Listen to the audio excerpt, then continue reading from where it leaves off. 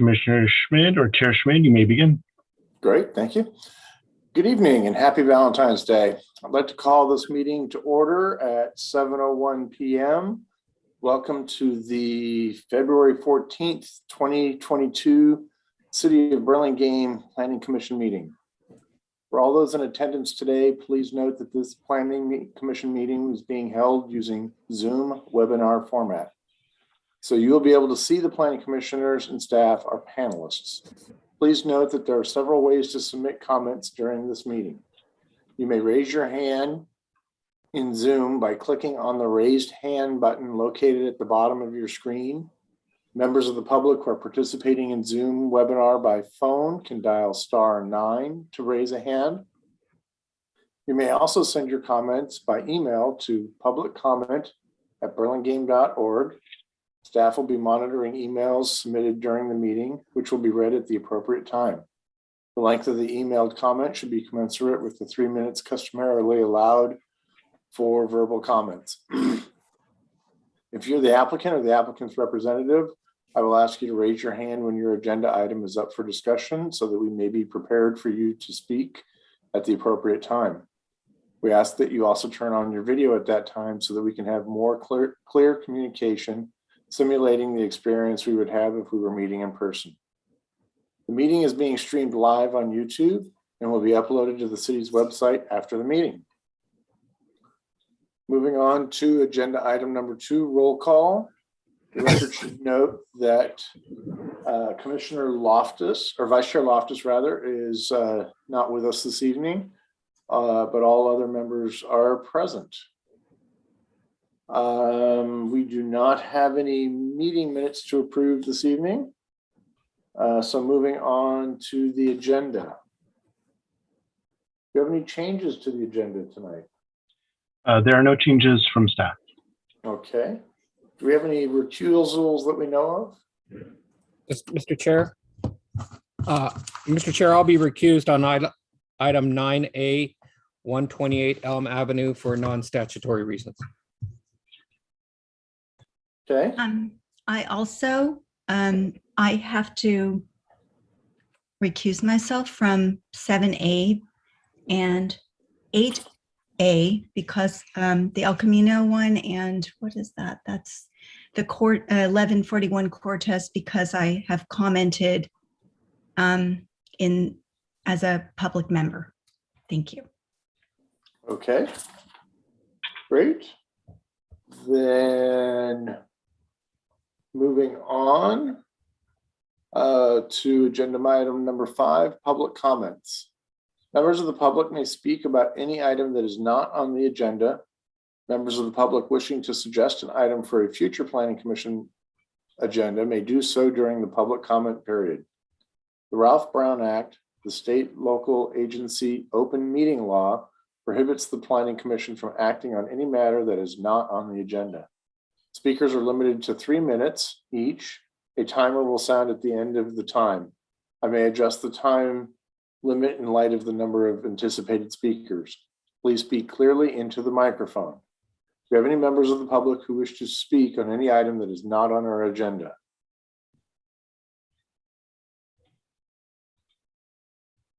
Okay, I'm not seeing any hands raised at this time. Do we have any electronic communication for this? We have none. Okay, great. Then I'm going to close this and move on. Okay, we do not have any study items. So moving on to 7, we have the consent calendar. Okay. Items on the consent calendar are considered to be routine. They are acted on and simultaneously unless separate discussion or action is requested by the applicant, a member of the public, or a commissioner prior to the time the commission votes on the motion to adopt. Would any member of the public or the applicant like to pull this item for discussion, or would any member of the planning commission like to pull this item for discussion? Chair Schmidt, it looks like we have one member of the public, so let me bring that person in. Okay.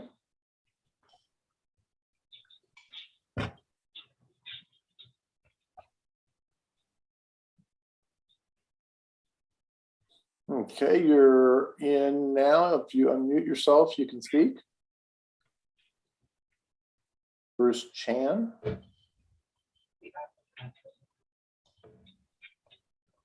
Hold on. Oh, hello. Hi there. Just thought I'd raise my hand since I'm the landscape architect, and if you have any questions, I'm available to answer them. Okay, great, thank you. Okay, so since we don't have anybody wishing to pull this item, then we should, let's see. We have a motion to approve this one. Make a motion to approve. Okay, Commissioner Gall. Second. Second that motion. Okay, and Commissioner Toronis. So we have a motion by Commissioner Gall, second by Commissioner Toronis. Any further discussion on this? Seeing none, can we have a roll call vote, please? Yes, Commissioner Camerado, Aye. Commissioner Gall, Aye. Commissioner Toronis, Aye. Commissioner Say, Aye. and Chair Schmidt. Aye. Motion carries 6001. An action by the Planning Commission is appealable to the City Council within 10 days of the Planning Commission's action. If the Planning Commission's action has not been appealed or called up for review by the City Council by 5 p.m. on the 10th day, the action becomes final. In order to be effective, appeals must be in writing and must be accompanied by an appeal fee of $708, which includes notice and costs. Congratulations. Okay, moving on to item 8A, 1141 Cortez Avenue. If you're the applicant or the applicant's representative, please raise your hand so that we may be prepared for you to speak at the appropriate time. If possible, we ask that you turn on your video at that time. Were any commissioners not able to visit the project site, or do any commissioners wish to note any ex parte communications regarding this project?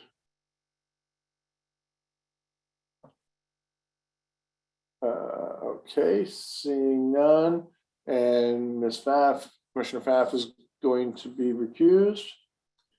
Okay, can we hear a staff report, please? Yes, thank you. This is an application for 1141 Cortez Avenue for design review for a new 2-story single unit dwelling with a detached garage zoned R1. Staff would like to note that this application came to us prior to the adoption of the new zoning code, which was January 5th. So this project was evaluated under our previous zoning ordinance. The applicant proposes to demolish an existing 1-story single unit dwelling and detached garage and construct a new 2-story single unit dwelling with a detached garage with a total floor area of 3,411 square feet, where 3,420 square feet is the maximum allowed.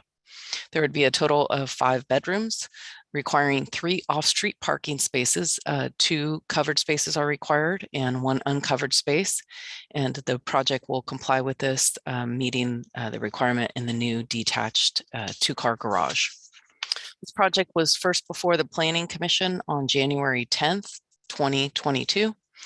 And there was 1 public comment received at that time.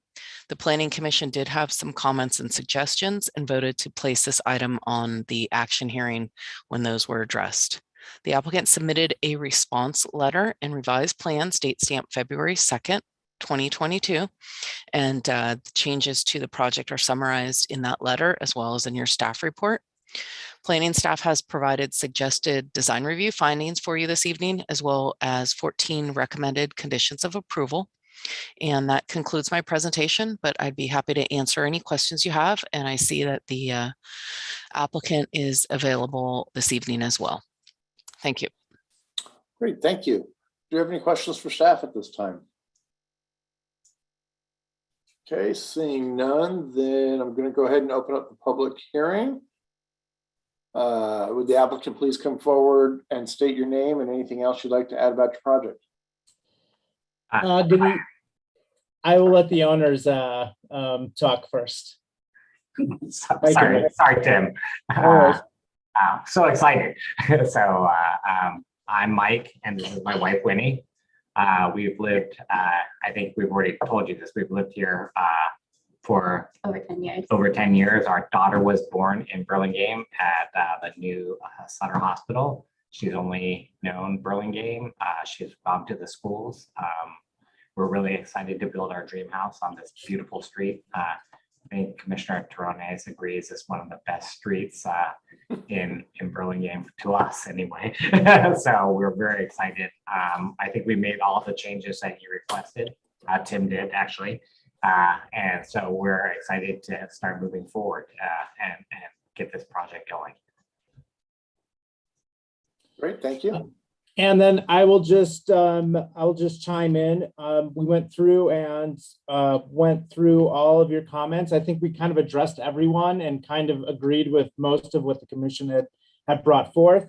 And I also want to make known that I'm working with, like, we already have the contractor and I've worked with him before. So the only, I think it was a main concern about making sure the details are done correctly, because we are next to a bunch of very nice homes, well put together homes, and we want to be one of those. And I feel way more confident because I've worked with this contractor in the past. So if you have any more comments, we'd greatly appreciate any input, and we're looking forward to getting approved. Thanks, guys. Great, thank you. Okay, do you have any questions for the applicant at this time? Commissioner Say? Yeah, just wanted to address it was one minor item I had about the rear elevation, the one window in the master bedroom that is next to the balcony that looked like it could have been a little taller, a little bit more vision to the backyard. I see from the rendering that it looks like the balcony railing extends further than the plan, and just wanted to clarify if that's the case, because that's obviously a reason why you wouldn't be able to lower the windowsill. But just wanted to know if that was a drafting error or intended that the balcony extends a bit further than we see it on the plan. I can double check into it if I can look at the 3D. Otherwise, that window is matching the window in the master bathroom, and I don't think that the railing would interfere with the window. I mean, we could make the window match the outside window as well, as you're looking at A 3.0. It's really, we could bring that window down and match the outside one. I thought, Commissioner, you were talking about matching the inside one. So, oh, yeah, no, I think it was proposed as one. matching the inside one. It just seemed a little bit more balanced to me that it matched the outside window, but then in the rendering, it looked like the railing might be blocking it. So just wanted to clarify. That might have been just a funky 3D elevation of it. So, yeah, right there. So just to clarify it, and it was not a major comment. I just wanted to bring that up again and obviously recant that if the balcony is in fact blocking that window height. The 2D is correct. The 3D is a little not correct. So, but we would still, I think we still want to keep the window high, like we showed on the 2D. Okay, yep, that's your discretion. Thank you. Yeah, thank you. Okay, Commissioner Tronis? Thank you. Just a minor one. I think it's just a drafting thing, Tim, but again, on the right side elevation, I like the fact that you reconsidered the materials and put the stucco on the lower portion and the siding on the top. And looking at that bay over the front entry. Yep. You're now showing the horizontal siding, but when I turn to the right side elevation, that horizontal siding doesn't appear on that lower portion. I'm assuming that it'll wrap Yes. that side. So, Right side. okay. I will make that change. Just a minor thing. I just wanted to get in the record. I think it's something that staff can just track as the plans are completed for building permit. Thank you. Thank you. Okay, it doesn't look like we have anybody else. Okay, then I'll go ahead and open up the public hearing. Is there anyone in the public that wishes to make a comment? So *9, raise your hand.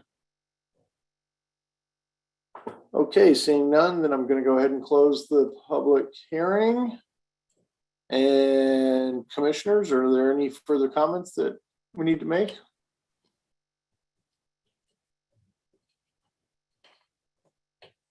Okay, do we have a motion? Oh, Commissioner Toronis, you can make a motion or do you have a comment? Yeah, no, I was going to make a motion, but so I'll just preface it by saying that, I like the changes that have been made. As I said, I think it in terms of the architecture, the archetype, it hangs together a little bit better with the stucco on the lower portion and the wood siding above. I like that refinement. I like that they revisited the window detailing and got some aprons worked in, as Commissioner Gall had mentioned. So I think that the project is approvable, should move forward. I'd like to make a motion to approve the project with the conditions in the staff report. I'll second that motion. Okay, so we have a motion by Commissioner Toronis and a second by Commissioner Camerado. Let's vote. Commissioner Zay might have had a, I just saw a hand up, sorry. I was Oh. putting up my hand to second the motion. Oh. But, Commissioner You have a Camerado beat comment? me to it. But I also wanted to just say as well that I think it's a very tastefully designed home and I appreciate addressing all the various commissioners' comments and I think it will be very beautiful. It's built. Agreed. Okay, so we're ready to vote. Commissioner Camerado, Aye. Commissioner Gall, Aye. Commissioner Toronis, Aye. Commissioner Say, Aye. Chair Schmidt. Aye. Motion carries 6-0-0-1. An action by the Planning Commission is appealable to the City Council within 10 days of the Planning Commission's action. If the Planning Commission's action has not been appealed or called up for review by the City Council by 5 p.m. on the 10th day, the action becomes final. In order to be effective, the appeals must be in writing and must be accompanied by a $708 appeal fee, which includes noticing costs. Congratulations. Okay. Ooh. I actually need to make a correction. My apologies. The motion carried 5-0-1-1 as Commissioner Pfaff was recused. So, but still passed. Okay. Actually, Mr. Moving Chair, on to 8B, 121 Occidental Avenue. If you're the applicant or the applicant's representative, please raise your hand so that we may be prepared for you to speak at the appropriate time. If possible, we ask that you also turn on your video at that time. For any commissioners not able to visit the project site, or do any commissioners wish to note any ex parte communication? Okay, seeing none, let the record note that all commissioners present have visited the project site. Can we have a staff report, please? Yes, thank you. This is an application for design review for a new 2-story single unit dwelling with a detached garage at 121 Occidental Avenue, zoned R1. This application was submitted prior to January 5th, 2022, and therefore was analyzed under the previous zoning code. Subject property is located in Burlington Park, neighborhood. Therefore, any property located in this subdivision requires a historical evaluation before any discretionary approvals. A historic resource evaluation was prepared by Page and Turnbull dated October 13th, 2021, and noted that the site was, the structure was not individually eligible for listing in the National or California Register under any of the criteria. The applicant proposes to demolish the existing two-story dwelling and detached garage and build a new two-story single unit dwelling and detached garage. Total floor area would be 4,151 square feet, or 4,256 square feet is the maximum allowed. Total 4 bedrooms are proposed in the house, and 2 off-street parking spaces are required, 1 covered and 1 uncovered. The proposed detached garage would provide 2 covered spaces exceeding the code requirement for parking, covered parking, and then 1 uncovered space in the driveway. All other zoning requirements are met. The property currently contains a swimming pool that is proposed to be retained and retrofitted under a separate permit that is not subject to Planning Commission review. This project was first before the Planning Commission on January 24th, 2022. 1 public comment was received at that time. The Planning Commission had comments and suggestion and voted to place this on the action calendar when those changes were made. The applicant has submitted a response letter and revised plans, date stamped February 2nd, 2022. Changes to the project are summarized in that staff report and have been provided with an overview in the staff report as well. Planning Commission or planning staff has provided for you this evening in your staff report suggested design review findings, as well as 15 conditions of approval that we are recommending. Staff notes there was receipt of 1 comment letter that I would like to read into record, or should I wait for that? Why don't you wait and let's see if they want to speak. Okay. It's kind of one or the other. Okay, that So. concludes my presentation, but I am happy to answer any questions. Great, Thank you. Do we have any questions for staff at this time? Okay, seeing none, then I'm going to open up the public hearing. Would the applicant please come forward and state your name and anything else you'd like to add about your project?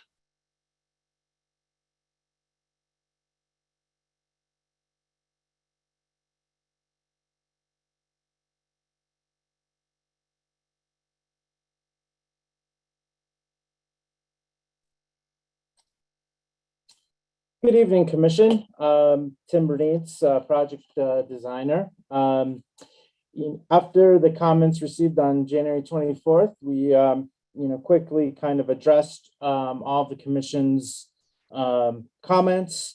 We did reach back out to the neighbor on the left, which is the driveway side.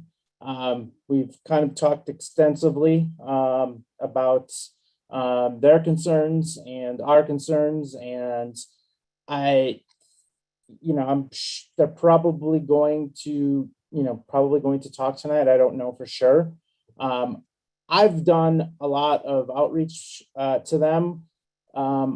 Basically, the only part of the second floor that looks down into the backyard is a closet, and then we also addressed it by doing awning windows. The main master bedroom looks over the pool, which is on the opposite side of the lot. So I'm open for any of your comments and look forward to an approval. Thank you very much. Great, thank you. Do you have any comments for the applicant at this time? There we go. Commissioner Pfaff? You got to unmute though. Sorry, one day I'll get this right. So I appreciate the changes that were made. I'm still having trouble with understanding why this sort of center door, but not really, it can't be centered. Because it looks like a house that was designed from the inside out is my comment. So I don't know. I just am curious. It just, maybe I like balance too much on a very symmetrical house. So I'm just curious Yeah, I mean, we designed it, kind of both ways, not just inside out. This lot is kind of a skewed on Occidental. And I think it actually works nicely with kind of getting away from all the daylight planes and things like that. It would be very hard to do in a symmetrical house just because of the setbacks on this style of a house. And we've done this in the past on other homes and it's worked out nicely. I do understand the concern. I just think, when you look at the 3D and you look at it, in reality, it's going to turn out well. Okay. Thank you. Okay. Anybody else with questions for the applicant? Okay, then I'm going to go ahead and open up the public hearing. If there's anyone in the public who wishes to comment, please raise your hand now. Okay, we have a couple here. Rosales. Okay, you're in the meeting. You can unmute yourself and you can speak.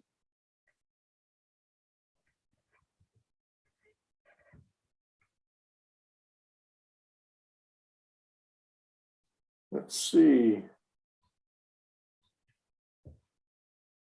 Oh, there you go. Hello? Yes, we can hear you. Okay. My name's Rich Rosales. I live at 125 Occidental, immediately next door to 121 On the right. on the north side. And I have major problems with this structure. Not only is it oversized for the lot, it's oversized for this whole community. They added 20 feet to the back of the existing structure, and it will cut off all of my sunlight to my patio on the southern exposure. It is too high. Not only is it a declining envelope, which I understand should be, the second story actually sticks out further than the first story of that house, which further blocks my sunlight. And it's only 4 feet from my property line. And it is just going to be a major problem for me. It's going to look like a big, huge, monstrous apartment house. This builder has already built one directly across the street that oversizes the whole neighborhood and sticks out like a sore thumb. And I think this thing should be completely redrawn smaller. Not only that, I've been here for 41 years. And I'll tell you right now, for the last 3 years that I know, the rear property line between the house on Pepper Street has been in contest for the last 3 years over that. The surveyor screwed up and now it's been back and forth. So as far as I'm concerned, this project should be denied until this structure is completely redesigned, smaller, so that it doesn't impact me so much. And that's my opinion anyway. Thank you. Thank you. Okay. And then we have Mr. Doran.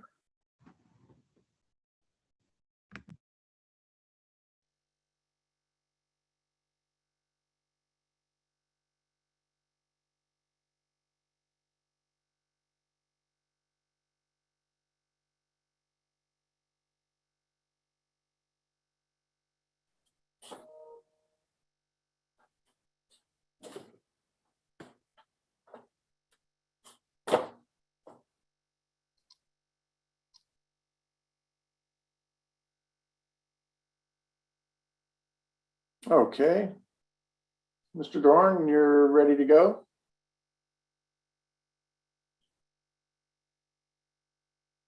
There you go. Hi, can you hear me? Yes. Let me know when you're ready for me. I'm ready now. You're good to go.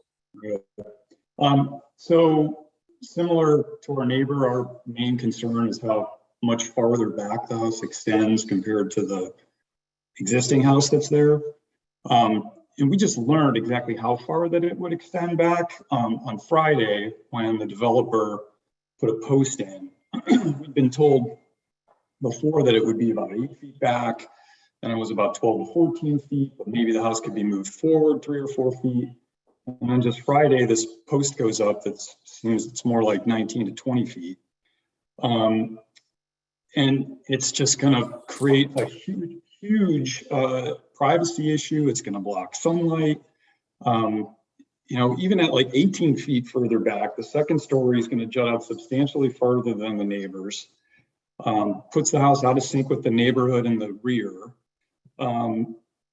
And, you know, that's why there's average setbacks in the front of a house. It feels like average setbacks and neighbor setbacks should be considered for the rear of the house, where people spend more of their time.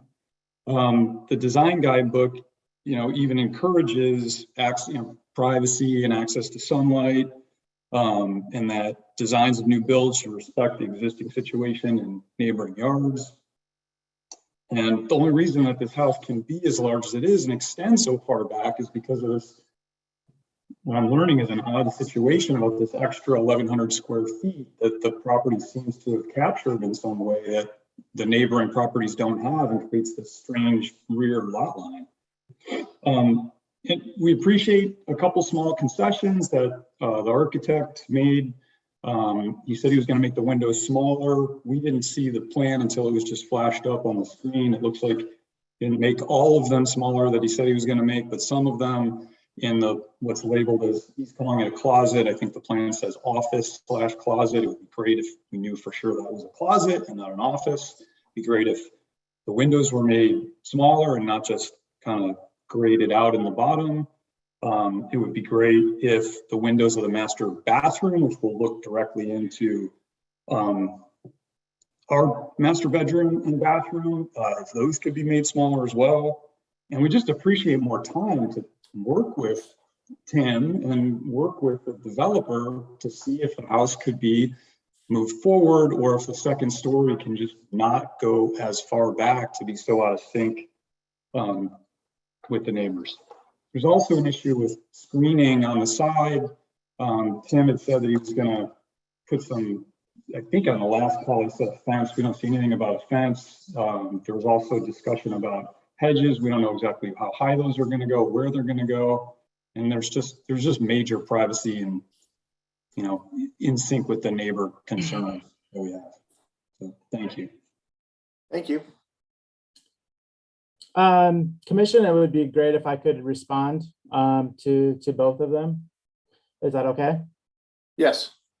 Perfect. Last week we did send you the plans, Jason. We did said there were going to be a Grecian laurel. Also, from the pictures on our side, we don't see any of your trees. I would assume you were supposed to have trees on your side as well, Jason. I don't see them, and they're supposed to respond to Mr. Chair.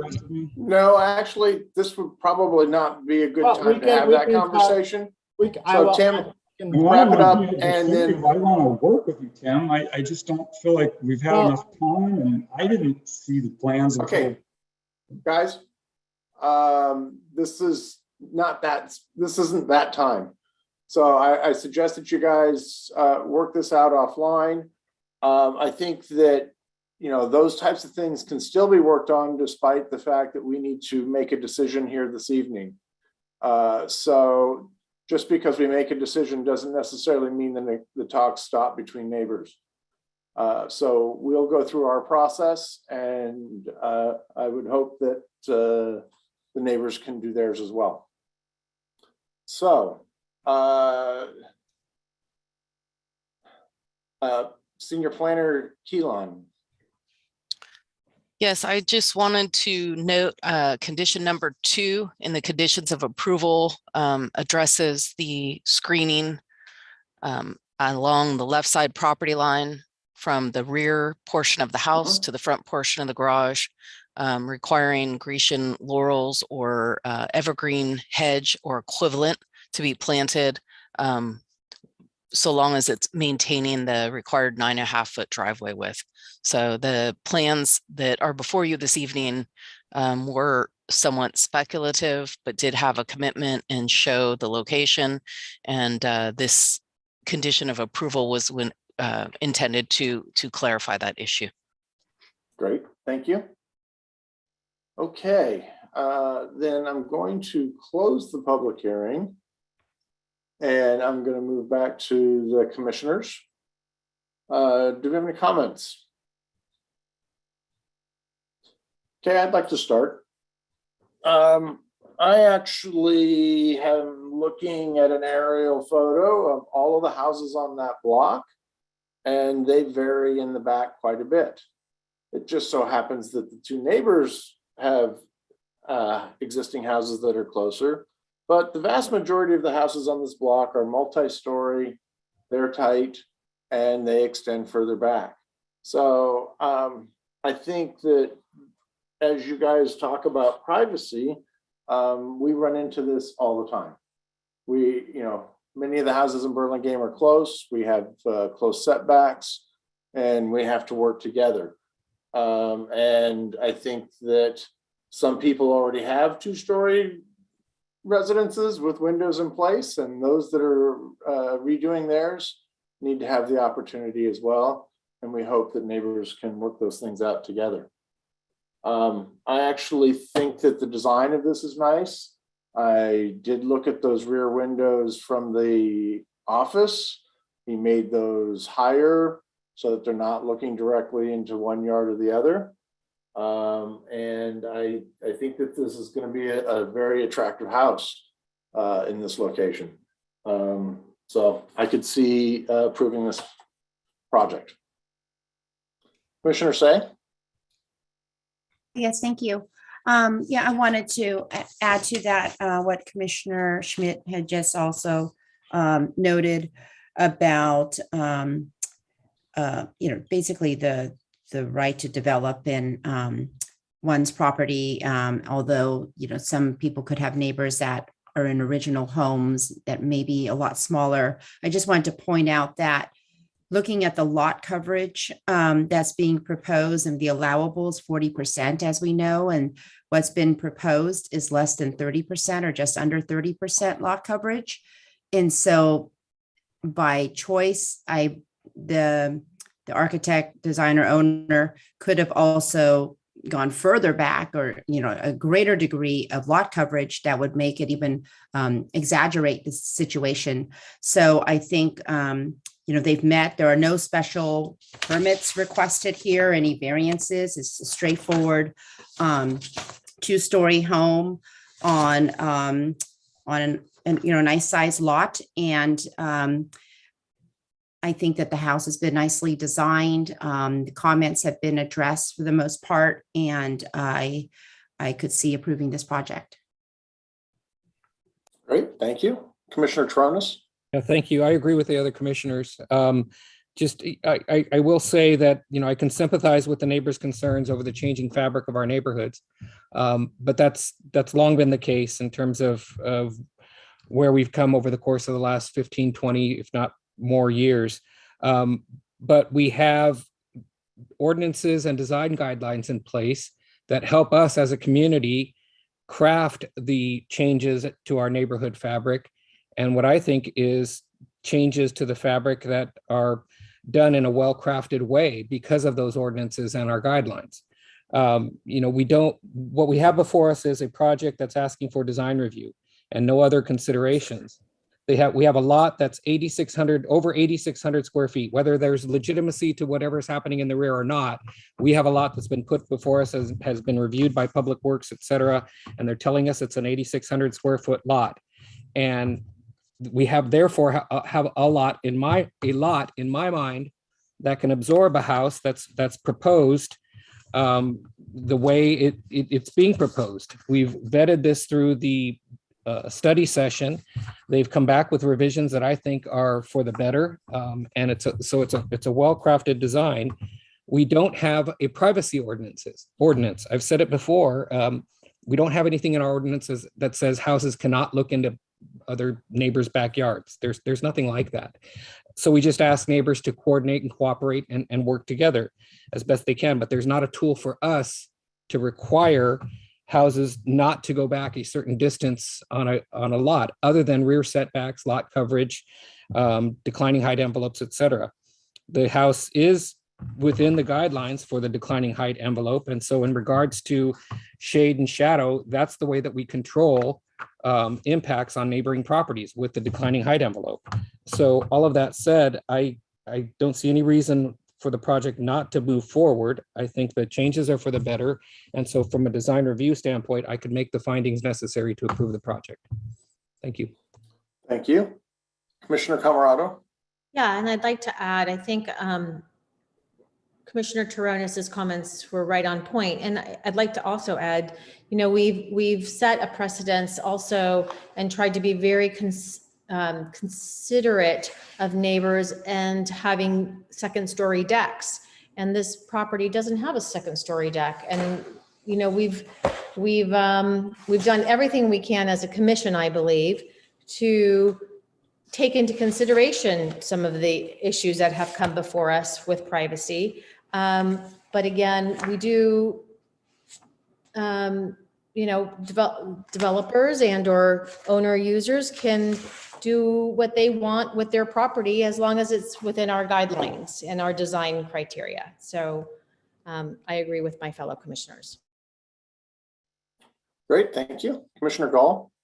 Yeah, I agree. I think that the project has come a long way. It is approvable at this point. However, I would encourage the architect, the designer, and the developer to look into planting a little bit more along the driveway. And as I said in the past, that doesn't always fall just on the applicant. If the neighbors have concerns, they're free to plant on their side of the fence as well. It works both ways, and in some cases, it creates a thicker hedge and more privacy for both parties concerned.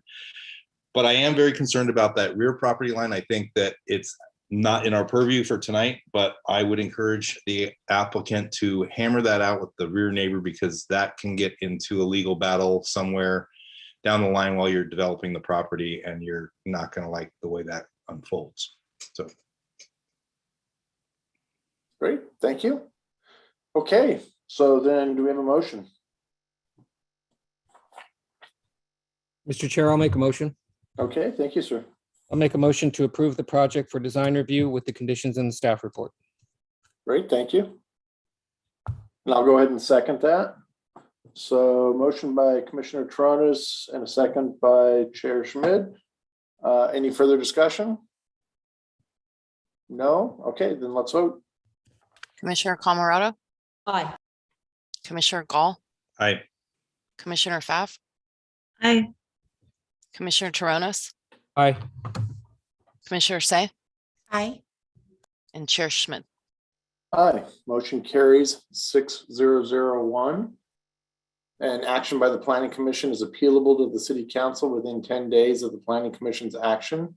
If the Planning Commission's action has not been appealed or called up for review by the City Council by 5 p.m. on the 10th day, the action becomes final. In order to be effective, appeals must be in writing and must be accompanied by an appeal fee of $708, which includes noticing costs. Congratulations. Okay, so that finishes our action items, and now moving on to item 9, design review study. We have 128 Elm Avenue. If you're the applicant or the applicant's representative, please raise your hand so that we may be prepared for you to speak at the appropriate time. If possible, we ask that you also turn on your video at that time. Were any commissioners not able to visit the project site, or do any commissioners wish to note any ex parte communications for this project? Mr. Chair, I did have an opportunity to meet with the property owner to discuss the project prior. So just wanted to mention that for the record. And as mentioned previously, I'll be recused on this item for non-statutory reasons. Mr. Chair, I met with the tenant who's currently living in the property at this time. Okay. Okay, then let the record note all commissioners present have visited the project site. Can we have a staff report, please? Yes, this is an application for design review, special permits for declining height envelope and an attached garage, a variance for floor area ratio for a new 2.5-story single unit dwelling with an attached garage at 128 Elm Avenue, zoned R1. The subject property is located in the Burlington Park subdivision number 2. Therefore, any property located within this subdivision requires historical resource evaluation before any discretionary approvals proceed. A historic resource evaluation was prepared for the property by Page and Turnbull, August 18th, 2021, and the results of the evaluation conclude that the property and building are not eligible for listing on the National or Historic Register under any of the criteria. Just kind of an overview, the subject property is an interior lot. It measures 52 wide by 210 feet deep. There is approximately a 14.5-foot difference in elevation from the front to the rear property line. The applicant is proposing to demolish the existing single unit dwelling and detached garage and construct a new 2.5-story single unit dwelling with an attached garage. The applicant is requesting a floor area ratio variance for an overall square footage of 5,180 square feet, where 4,631 square feet is the maximum allowed. The new dwelling would contain 4 bedrooms, 2 parking spaces, one of which must be covered, are required, and 2 covered parking spaces are proposed in the attached garage, and 1 uncovered space would be provided in the driveway. The applicant is requesting a special permit for an attached garage. Due to the slope of the lot, the proposed, and based upon our declining height envelope point of departure measurement, as a result of the slope, the proposed second story does encroach into the declining height envelope along both the left and right sides, and the applicant is requesting a special permit for both declining height encroachment along the left and right side. So to summarize, this is an application for design review, special permit for declining height envelope on both sides, and a special permit for attached garage, as well as a floor area ratio variance. Staff has provided the, for your reference, design review criteria, as well as required findings for special permits and for a variance in your staff report. So that concludes my presentation, and I'd be happy to answer any questions you might have. I would also like to note, sorry about that, that this application, as the other ones I noted, was submitted prior to January 5th, 2022. So it has been analyzed under the previous R1 zoning regulations. Thank you. Thank you. Questions for staff? Commissioner Gall? Yeah, I just had one question, Catherine. So you are allowed to have 2 ADUs on your property. That's correct? That's correct. Accessory dwelling unit and a junior accessory dwelling unit. So those both are proposed with this application, but they are not part of the discretionary approvals. They have been reviewed by staff and determined to comply with the state law and our local ordinance. Yeah, I just wasn't familiar with the ordinance and didn't realize you can have 2. As long as one is a junior accessory dwelling unit and then one's a standard accessory dwelling unit. Got it. Thank you. You're welcome. Commissioner Say. Oh, yeah, I just wanted to clarify. So there's the junior ADU is being added into the floor area ratio because it's not being created out of an existing home or space in existing home. But then there's a FAR variance being requested to essentially kind of cover that square footage. There is a floor area ratio variance, that's correct. And that is correct that the way that the ordinance for junior accessory dwelling units is that it's only exempting up to 500 square feet of existing space. So if the existing house was being retained, we would not include that if they were converting the space, but with new construction, it is in fact counted. Okay, thank you. Okay, any other questions? Commissioner Pfaff? Yeah, I got part of the answer earlier today when I asked about what looks like a deck. Now I understand that this was analyzed under earlier regulations as far as how far from the sides and such. But I just want to confirm my my measurement that the area that would be the sort of outdoor area is it about 20 by 20? So that's 400 square feet. Is that about right? That they're counting as what I think they marked it as a deck. I don't know. Is that? Are you looking at the site plan? Yeah. It was the top of the garage. Or, I mean, it says deck on it. At least let me just. It's the aerial. Yeah. Wait a minute. The one. Yes. Well, wait. Is this the one? No. Yeah. Yeah. Oh, wait a sec. I'm gonna have to pull this up just a minute. I think keep on going. No, there was one where it says, well, the colors on mine are different than their screen. Just a minute.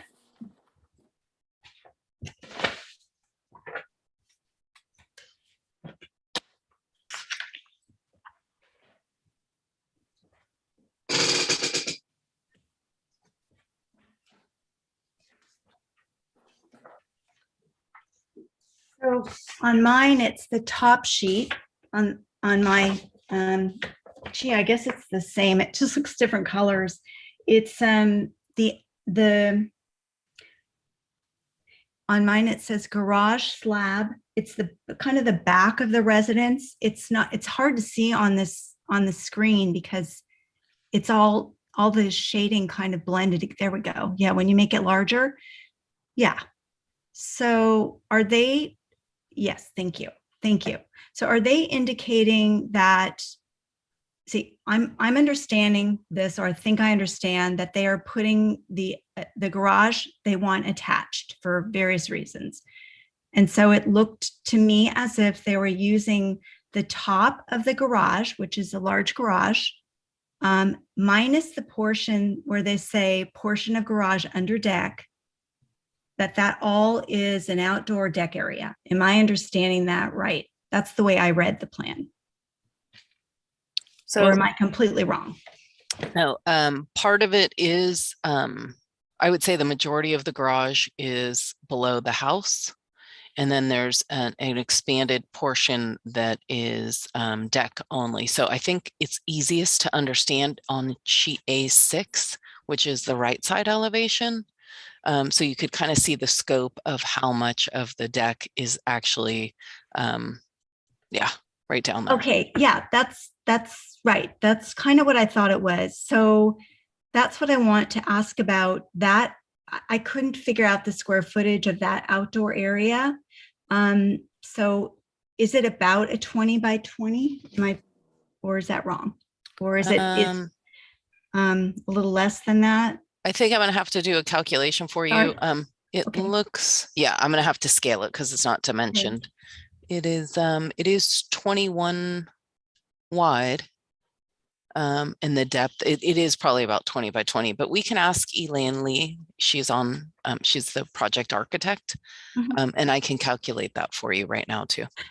Okay, so I'll of course let her explain it, but I guess I'm trying to just ascertain, I know that the rules changed, but up to today or January or February, whenever this was approved, the new municipal code, was there some kind of a regulation, or was just sort of like, is this going to bug someone? Is it not going to bug a neighbor?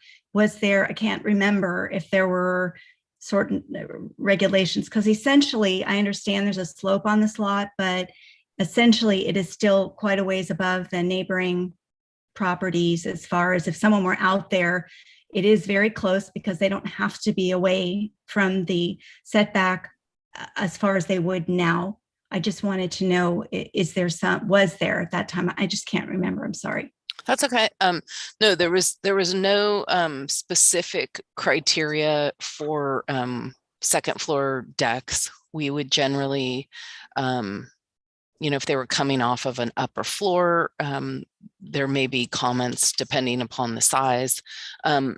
Because of the slope of this lot on the left elevation, it's actually we wouldn't count anything less than 6 feet in the floor area for the portion that projects beyond the garage in terms of just the deck only. So the area underneath the deck, anything that was 6 feet or less was not counted towards their overall floor area.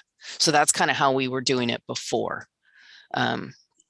So there are portions of this that may not have been counted, and we'd have to look back at our calculations, but anything over 6 feet is, even if it's below the deck, is counted. But there were no specific parameters or additional requirements in the new code where it required additional setbacks or size limits, where the new code does address those. Okay, Did that answer your question? It sure did. Thank you. Okay. Okay. Do we have any further questions? No? Then okay, I'll go ahead and open up the public hearing. Would the applicant please come forward and state your name and anything else you'd like to add about your project?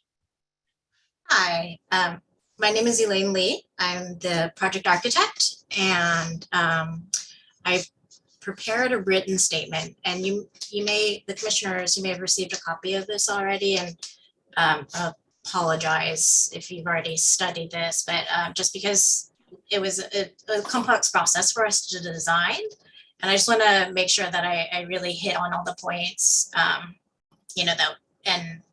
aspects that we considered as we are going through it. So forgive me for reading, and I'll try to get through this quickly. This lot is a unique lot in Burlington Park. While it's a large lot, it's deep and one of the narrowest ones on the block. It slopes fairly significantly, as Catherine mentioned, towards the back of the property. It's been a challenging project to design, and we've gone through extensive investigations to figure out how to best take advantage of the wonderful qualities of the lot and the neighborhood, and how to fully engage the use and visual continuity of the whole parcel.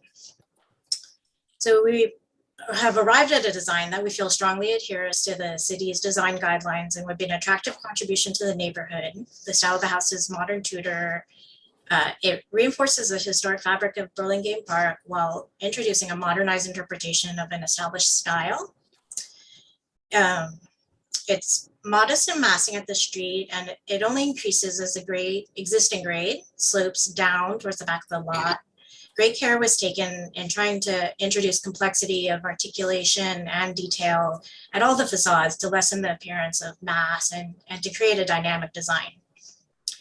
Our first attempts centered on how to design around the oak tree that's in the middle of the property. We arrived at what we thought was a compromised design that we would have been prepared to move forward with, but after we consulted with our contractor and the tree contractor, they informed us that despite our attempts to try to preserve the tree, the amount of construction activity and excavation would very likely compromise the health of the tree anyways. So at that point, we moved on with different designs. One of the primary drivers that dictated the layout of the plan was how to create functional parking for the home. And as we turn to more sustainable practices and more electric vehicles, providing usable access to car chargers demands that homeowners be able to bring their cars close to their homes and down the driveway. Also, the inconveniences that come with quaint parking conditions that are prevalent elsewhere in Burlington aren't as well tolerated in this neighborhood, given the larger lot conditions, larger home sizes, and commensurately higher cost of properties. It was not practical to locate the garage at the rear of the lot due to the distance from the main house and the slope. Doing so would require a long and steep walk from the garage to the house. The existing house has a detached garage that sits near the middle of the lot, and it visually bisects the parcel and disconnects the rear half of the lot from the house. It also provides current real life proof of the difficulty of actually backing up that distance to the street. The block has a larger than standard average front setback, and this also contributes to an increased amount of travel one has to drive to reach any parking that may be towards the rear of the house. Nonetheless, we exhausted different configurations that attempted to incorporate a detached garage, but not feel as though any of these solutions were successful or practical. We considered trying to provide a turnaround space at the back of the house so the driver wouldn't need to back all the way up the driveway, but it required a desert of landscape that interrupted the connection of the home to the rear yard. While there are other houses on the block that are wider lots that have attached garages facing the street, we wanted to avoid locating the garage at the front of the house. Since the lot is relatively narrow, locating the garage facing the street would make the garage door a significant proportion of the front elevation, which we believe would have detracted both from the design of the project and from the streetscape of the neighborhood. Thus, we arrived at a design solution that attaches the garage, proposes to attach the garage to the house, minimizes the visibility of the garage, minimally disrupts the connection of the home to the landscape, and provides necessary clearances to be able to turn a car around and drive forward out of the driveway. Unfortunately, this also meant that we would not get to enjoy the square footage exemption that is afforded to detached garages. The proposed garage and the stairs accessing that garage at the lowest level add up to about 563 square feet, which is approximately the amount of square footage that we're requesting in our variance application.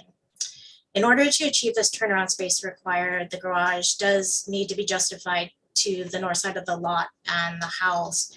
And so some stepping of the footprint resulted, as part of that solution. Another very important design goal for the project is to fully engage and utilize the whole property. The significant change in elevation on the lot, coupled with the relative narrowness, creates challenges in establishing open sight lines and functional flow throughout the site. Our project seeks to create unimpeded visual access to the rear of the lot and provide multiple ways to access the rear yard in a gracious and inviting way. As mentioned earlier, part of the solution was to not interrupt views or physical access with the detached garage. Other elements in the equation include creating areas and spaces that will draw users to the back, either visually or physically. Thus, we have proposed a series of gently stepping outdoor levels that flow towards an alluring ADU at the rear. And the ADU is designed in such a way that allows for privacy of access from the driveway and sufficient separation from the principal residence to provide comfortable spheres of potentially separate occupation. And then finally, on the declining height envelope, due to the amount of slope change towards the rear, the lot is constrained by DHE that is very low points of commencement.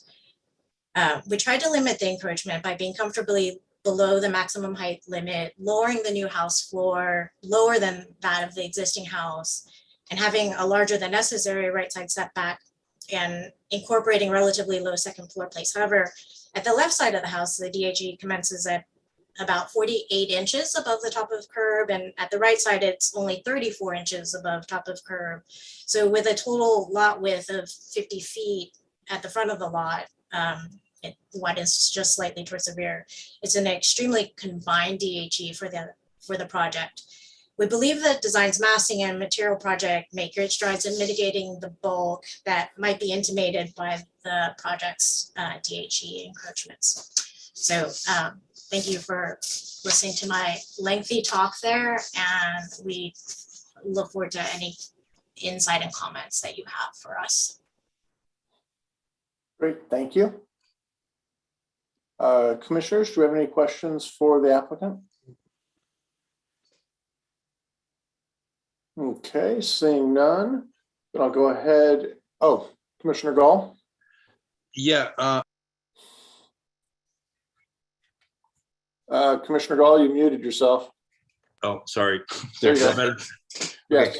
So if I'm not seeing all the dimensions on the plans, but at the rear of the house, what's the height from grade to the peak? Do you have that dimension? I can get it for you momentarily. And then, sorry, the question about the dimension of the deck, well, I'm opening that drawing. It's about 15 and a half feet by, or is it, I'm sorry, 14 and a half feet by 20 feet. Sorry, give me a moment.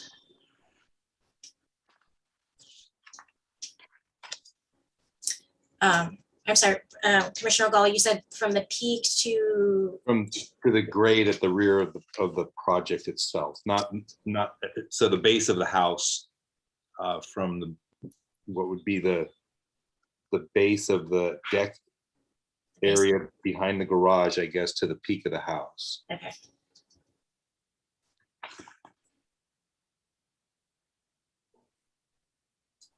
I mean, I'm guessing it's near 40 feet. It is 38 and a half, but where the yard is in the rear elevation is quite a bit further back than the peak of the house. So perhaps a better measurement is the one that you would measure on the left side elevation. Is that Well, yeah, or the right side elevation from the base of the garage door to the top of the peak on that side, as I'm looking at sheet A6. I mean, yeah, so at the garage side, it's lower, or taller rather, sorry. What would that be? Yeah, and that's at 39.9. Yeah, so okay. All right.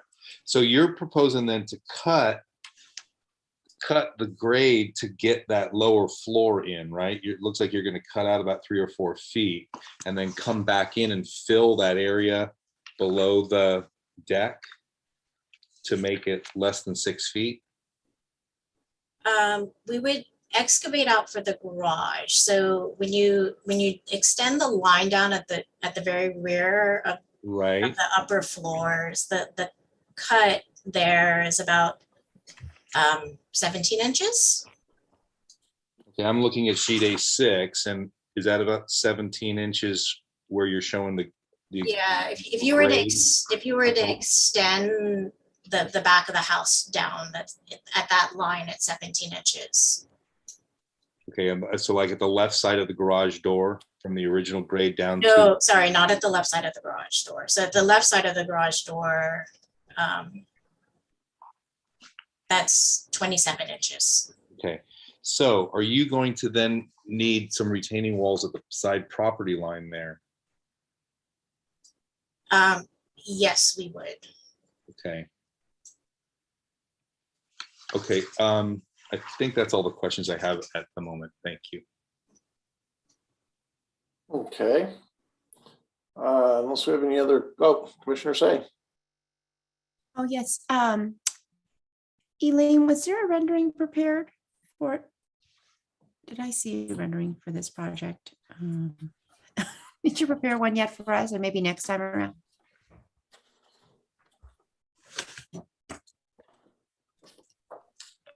Someone's nodding. Is that a yes? Lane, I think you're muted. Sorry. Yes, we do have renderings. May I share them? Yes, and I'll tell you my question why, because I appreciate some of the shading that's been done in black and white on our elevations, but not everything was identified in materials. I don't understand some of the roof forms, if they are standing seam metal roof or painted, or what. I know there's some things that are painted that are gray, and so I'm just wanting to understand the materials on the 4 sides that are grayed out. Okay. So I'm trying to share, but I'm getting a message that says that the host has disabled participant screen sharing. So You might not be able to, and we might have to do that via submission, and we'll look at it next time. Okay.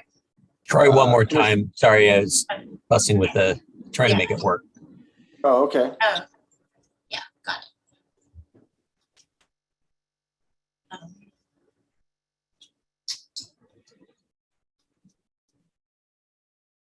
Okay, so let's see the front. So this is, so we have 3. I'll just flip through them quickly, and then you can tell me which one you'd prefer to look at. Okay. So the rear. And are those, that's very helpful. Too bad we didn't get to see them in advance. So are the neighbors properly rendered to reflect their heights and massing? As close as we could. We were careful to try and get them as best as we could. We had limited, data, so we're really kind of eyeballing as best as we could. Understood. Okay. And then the tree in the front, I think it's been identified as a liquid amber. Yes. There's no proposal to remove that tree. That is fine and staying. Yeah, that's the one that's peeking here in the corner of the rendering, the side of the rendering. The red. Okay. Leaves, yeah. With its autumn leaves. Yeah. Okay. Thank you.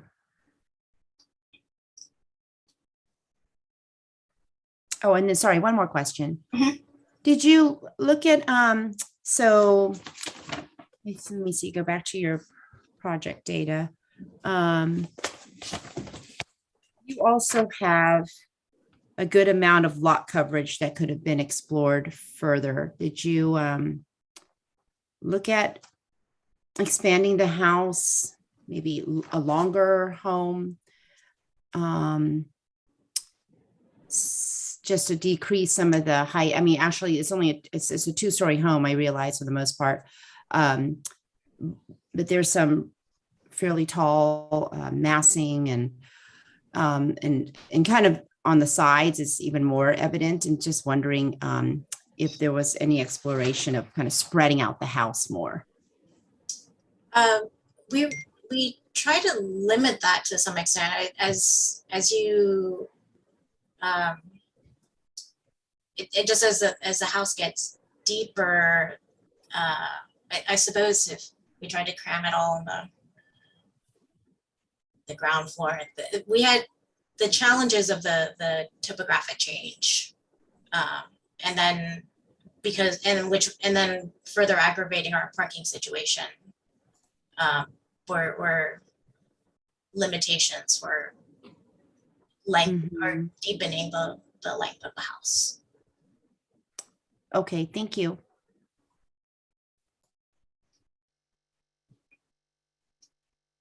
Okay. Barring any more questions, then we'll look to the public and see if there's anybody who wishes to speak on this item. You do, raise your hand. Okay, not seeing any hands. I'm going to go ahead and close the public hearing and come back to my fellow commissioners. Do we have comments?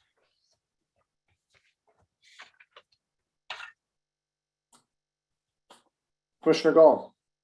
Yeah, thank you. I like the look of the house. However, I am struggling with what appears to be a very tall house. And I just don't know if this style is helping. I think it's exacerbating it a little bit. You have a 15 and 12 pitch on that upper roof.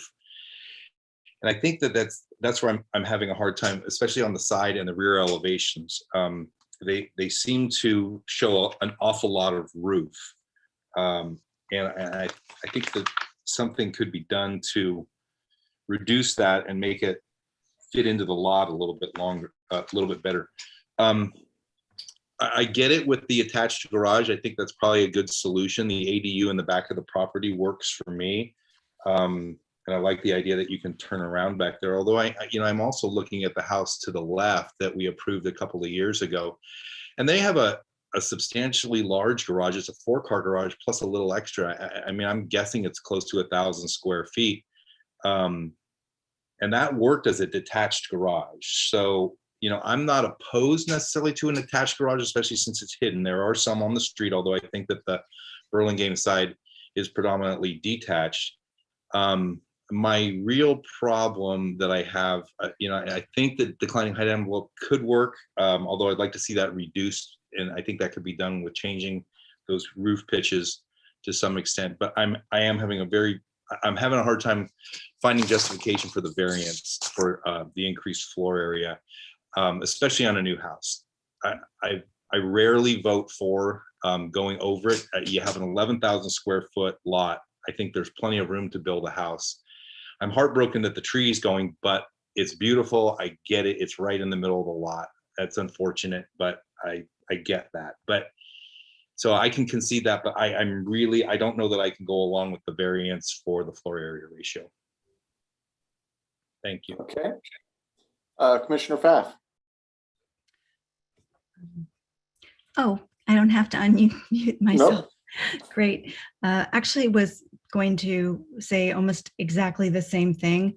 I understand you're not keeping the tree, but had it been that the tree, you found a way to work around the tree and it was going to survive, there I could definitely have found a good reason for a variance. But in this case, I can't, I think it sets a precedent.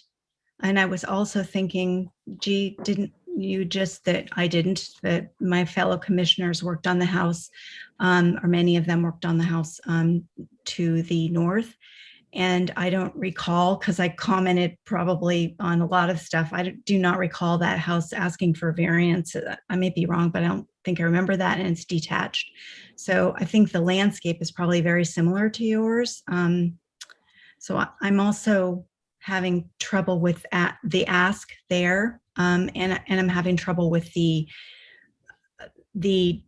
very exposed deck. I think that would be a little bit annoying, even if there's not a rule for it.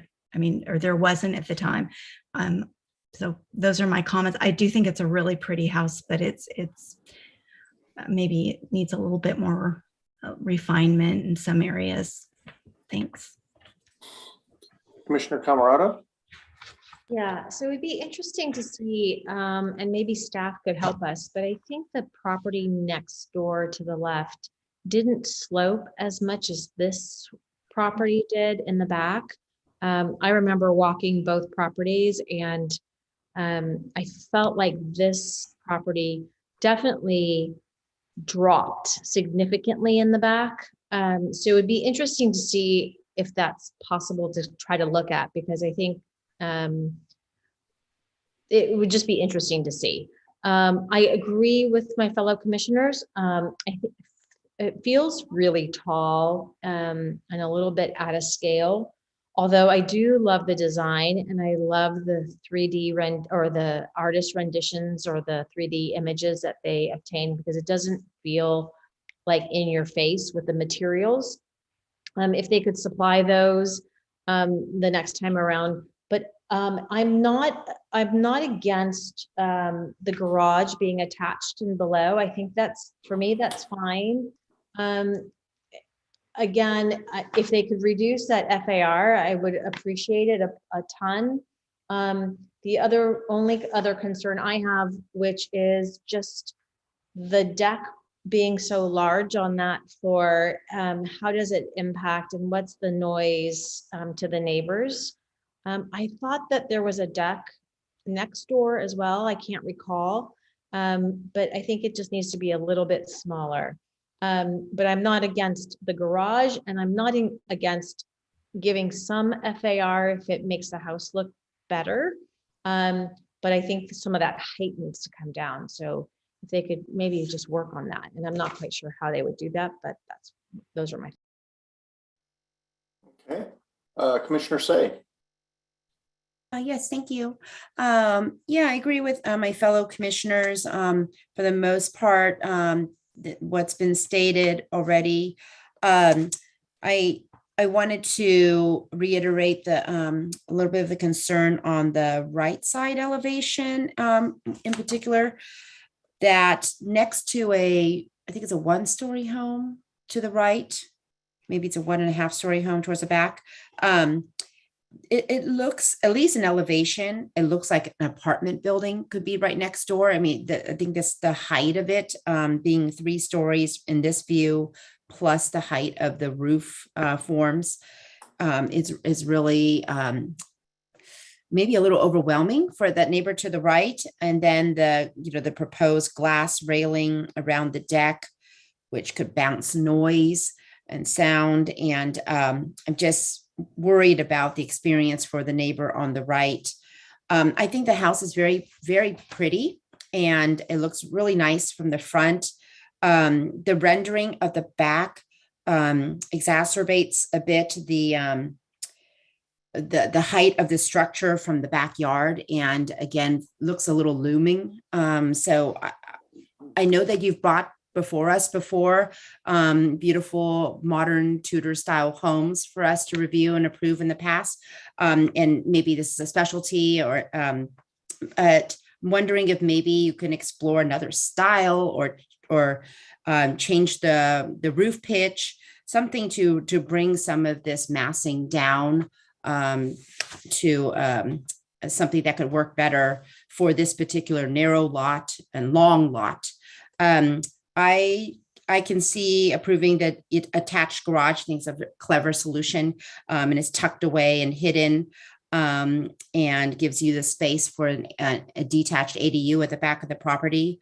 But I'm having difficulty with the FAR variance, considering it's such a large property, and there's already a lot to work with. It's not one of these tiny lots we have in Burlingame, and where every square foot counts. And also would appreciate taking a look at the declining height envelope and seeing if there's anything you can do to avoid asking for that as well. But otherwise, some very nice developments here. Look forward to seeing this come back around a second time. Great, thank you. I appreciate the design. The rendering spoke a lot.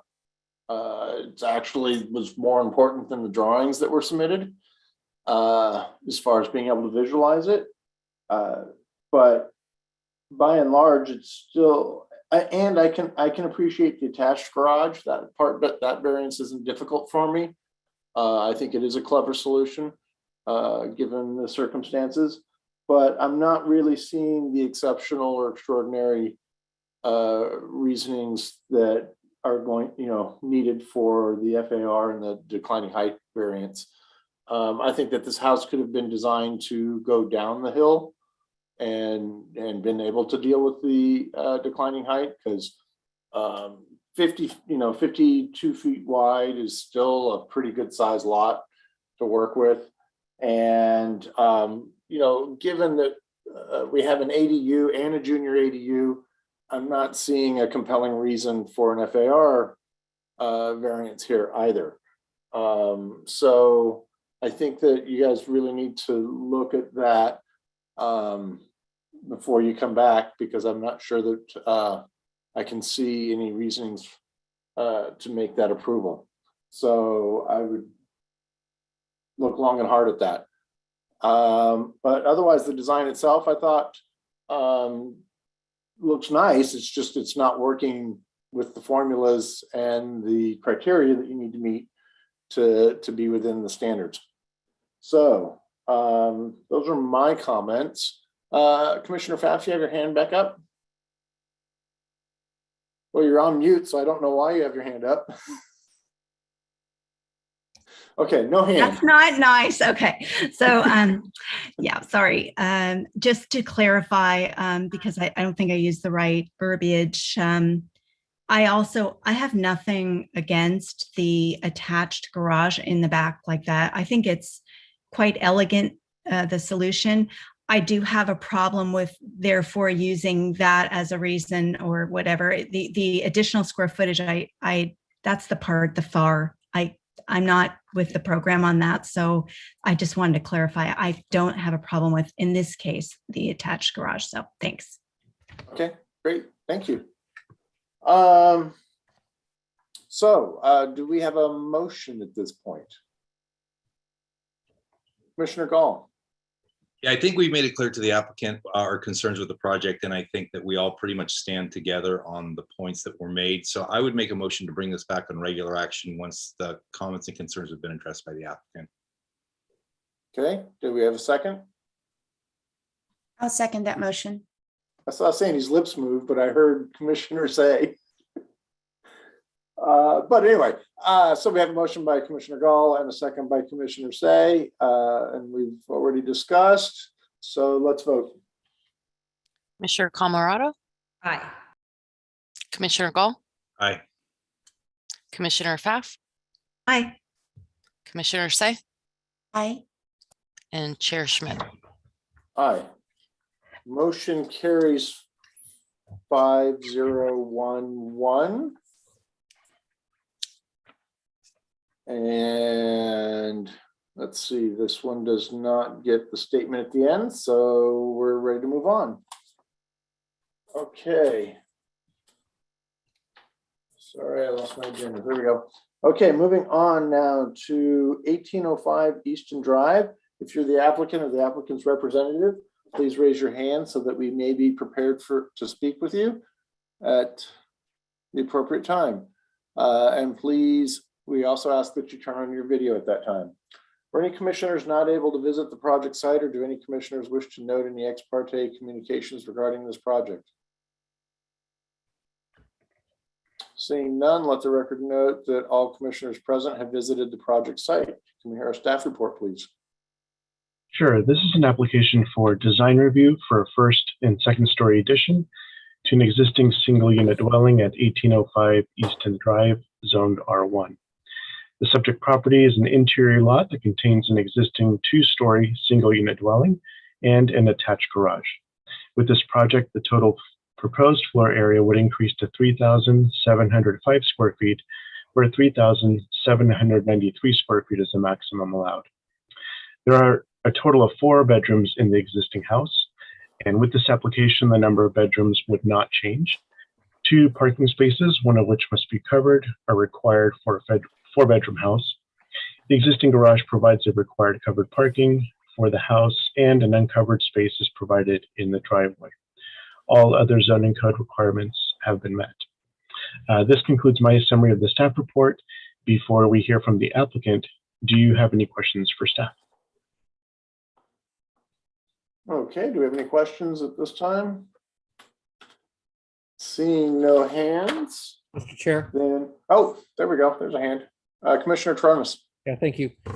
So Ruben, there's a junior ADU that's proposed also. And it's 341 square feet, at least what we're seeing that's what we're seeing in the staff report. So remind me again, is that 341 or the square footage of the ADU, is that excluded from the FAR calculation then?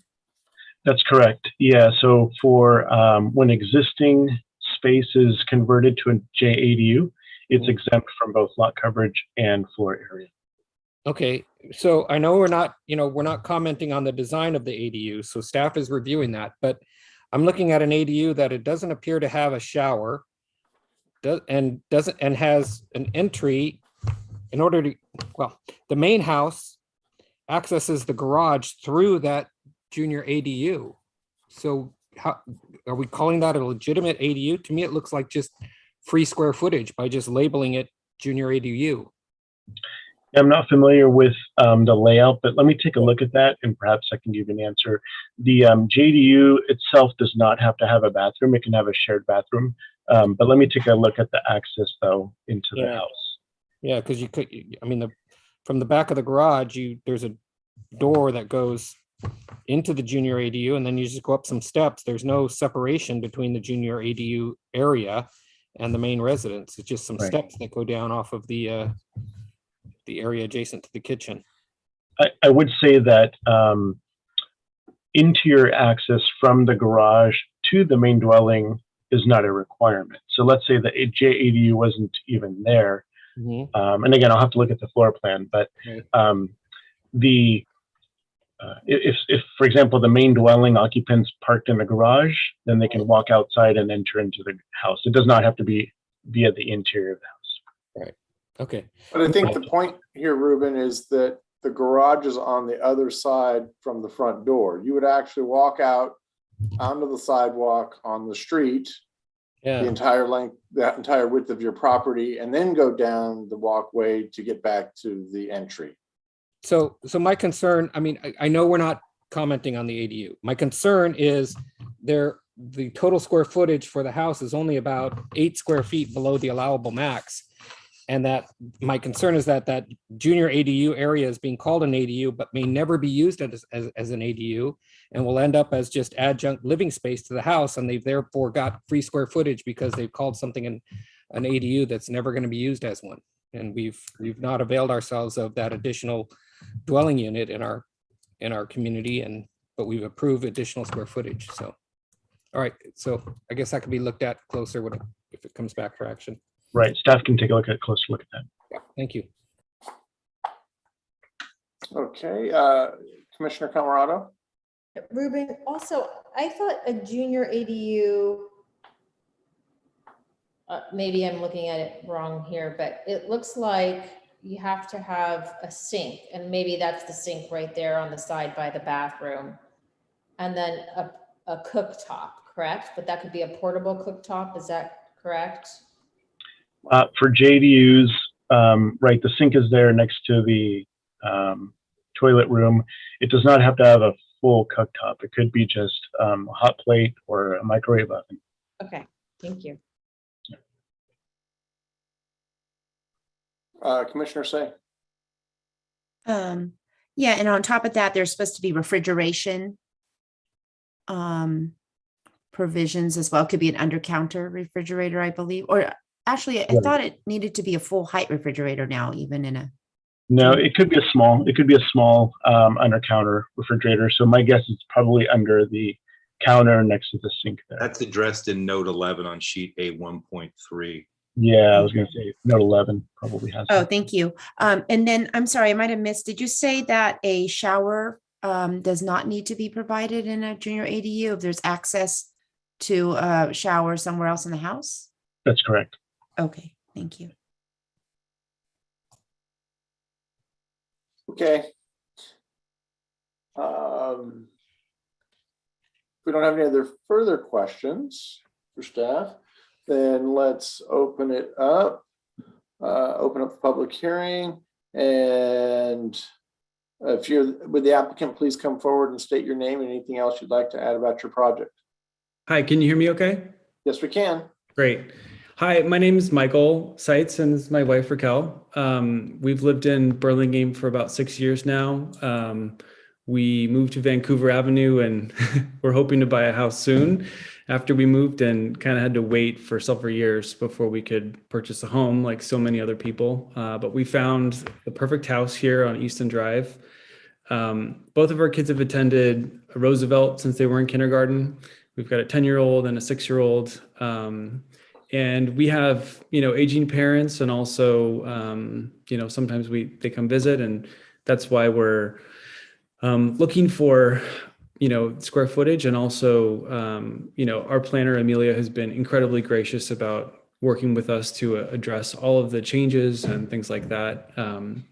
One of the things that was really important for us was to do something that stayed within the guidelines, and also, address our neighbors' feedback. And so we talked with our neighbor, Elizabeth Sennett, and also Phil and his sister next door. And we took into account their feedback. They said that the second floor was too big, so we actually reduced it and gave them some more sunlight. And we're just looking to house our growing family, and we look forward to Commission's feedback, and we humbly ask for your input. So thank you. Great, thank you. Does your architect wish to speak at this time, or are you guys good? Yeah, I said my name is Julio Guerrero. I was the architect designer on the project. I would just second the motion that, the design, we did work really well with the neighbors as well as Amelia, and feel that the design that we put forth is within the regulations of the city of Burlingame. Okay, thank you. Okay, do we have any questions for the applicant at this time? Commissioner Camarado. Julio, can I ask you a quick question? The garage itself, that height limit from the ground to the top of that garage, what is that height? Do you know what it is currently? I want to say that let me go to the plans here, but it's about 6 feet, 7 inches. Okay. Because it looked a little short, and I was just wondering what it was. Yes. Okay, thank you. You're welcome. Commissioner Tronis? Yeah, thank you. So, you know, the design of the junior ADU is not within our purview. So I'm not interested in that, but I am interested in how do you intend to use the junior ADU? Are you going to lease it out, or is it just adjunct living space? Yeah, so we actually had a wonderful nanny with us for many years, and the cost of living was too high, and so she asked to move in with us, and we were trying to make that accommodation. So ideally, we could, you know, hire someone who could live with us, or we would rent it out. I mean, the the cost of living here in Burlingame is outrageous. So I do think it's our intention either to, you know, make space for an au pair or a nanny, or to rent it out to help offset our mortgage, which is significant. So that's the goal, and we can absolutely address access to the main floor through that, and also add any other changes to that ADU to make it, you know, clearer that you know, it is for a separate living space for a separate person. But I appreciate that question. So the way it's planned, the way it's designed now, you'd be comfortable renting it out and somebody walking through the kitchen upstairs to go shower? I mean, that was the plan with our nanny. Okay. And she did, you know, spend weekends with our kids if we took a trip, for example. Sure. And so, but she needed her own private space, and, you know, we respected that. We just couldn't have the washer and dryer down there in the middle of where she was living. Right. Okay. She needed a separate space for being able to study at night. So that was the intention. Understood. Okay. Thank you. Okay. Commissioner Say? Yes. Is it Julio or Julio? It's Julio. Julio? Thank you. Okay. Yes, that's correct. Sorry. No problem. I wanted to just ask there's a couple of windows that have a different grid pattern or lack of grids than the other windows around the house. One of them is on the south elevation on the left, and the other one is on the east elevation to the right of the side entry door. And just wanted to understand what you're proposing there and why those are different than the others. So the window on the south elevation is an existing window that we are going to repurpose. If you can see it's going to be relocated. That's correct. Relocated from the existing south elevation to the new elevation. Since we're adding a little bit of mass on the back side, that window would have to shift over to the left. So in lieu of purchasing a window, we want to repurpose that window. I see. And on the east side, it is a direct. It's basically the kitchen design on the interior is driving that, where we relocated the sink and wanted to create as much light as we can into the kitchen. Could you do that and also have a similar grid pattern? Yeah, I think we can make that minor modification. Okay, thank you. You're welcome. Okay, Commissioner Gall. Yeah, I have there's one on the east elevation, the center section of the house, if you will. It's looking very blank, and I'm wondering if you had looked at reconfiguring maybe the closet and bathrooms upstairs. I know you probably don't want windows in the closets, but if you were to put the closet towards the center of the house, you could get the bathroom to the exterior walls and get a window. I mean, it's a little deceptive because you're showing the filled in windows as actually having some texture, and I get it. You're showing that they're being filled in. But I think my point would be better illustrated if those filled in sections were just part of the blank wall, as it would look when it's finished, because then you're only going to have the kitchen window and that one window in the bedroom, and so you got a big blank wall there. I just think that's gonna. I think you might want to just look at that again. Okay. Okay, thanks. I think that's all I have for now. I would say that the issue with that would be, as Michael mentioned before, trying to get as much sunlight and as much space between the neighbor to the right. We had to shift the bedroom down. So you really do not have much of an entrance to get back into the restroom or to, basically do that change that Commissioner Gull is suggesting. I think we could look at, we could discuss the potentially of maybe having some glass block in the shower that would break up that facade a little bit. And then I think the neighbor's not gonna like looking at a big blank wall also, So, I mean, and you can do window treatments and frosted glass or leaded glass or anything like that. So there's a lot of options, but it would just give that blank wall something. It's a little flavor there. Understood. Thank you. Thank you. Commissioner Pfaff. Hi, first of all, great that you're reusing so much of what you have there. I appreciate that. Sorry about that. I had my hand on the keyboard. And very cool. Looks like you've got some nice trees in the back and such. I'm not understanding. It would be on page A31, the south elevation. To me, it looks like the, thank you, on the lower page. So I guess that's the new part.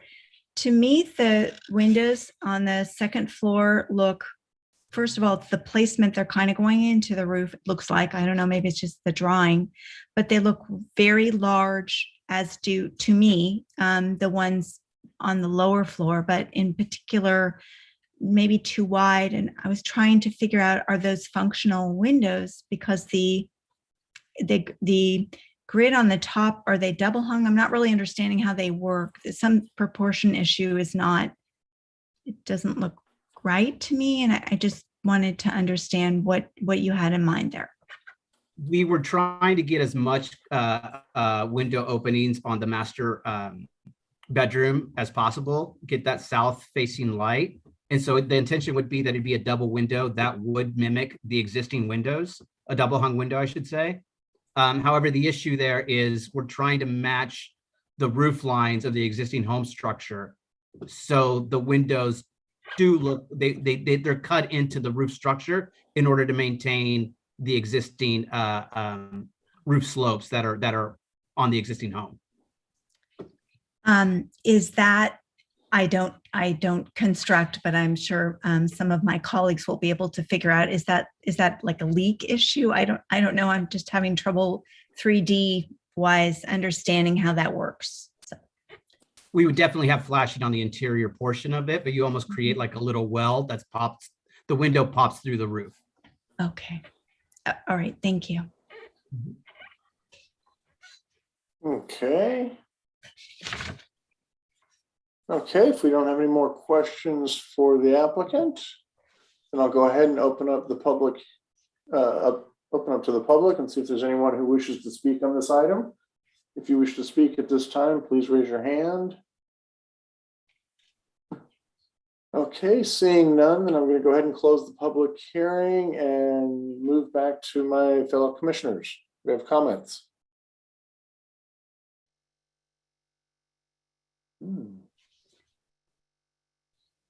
Commissioner Tronis.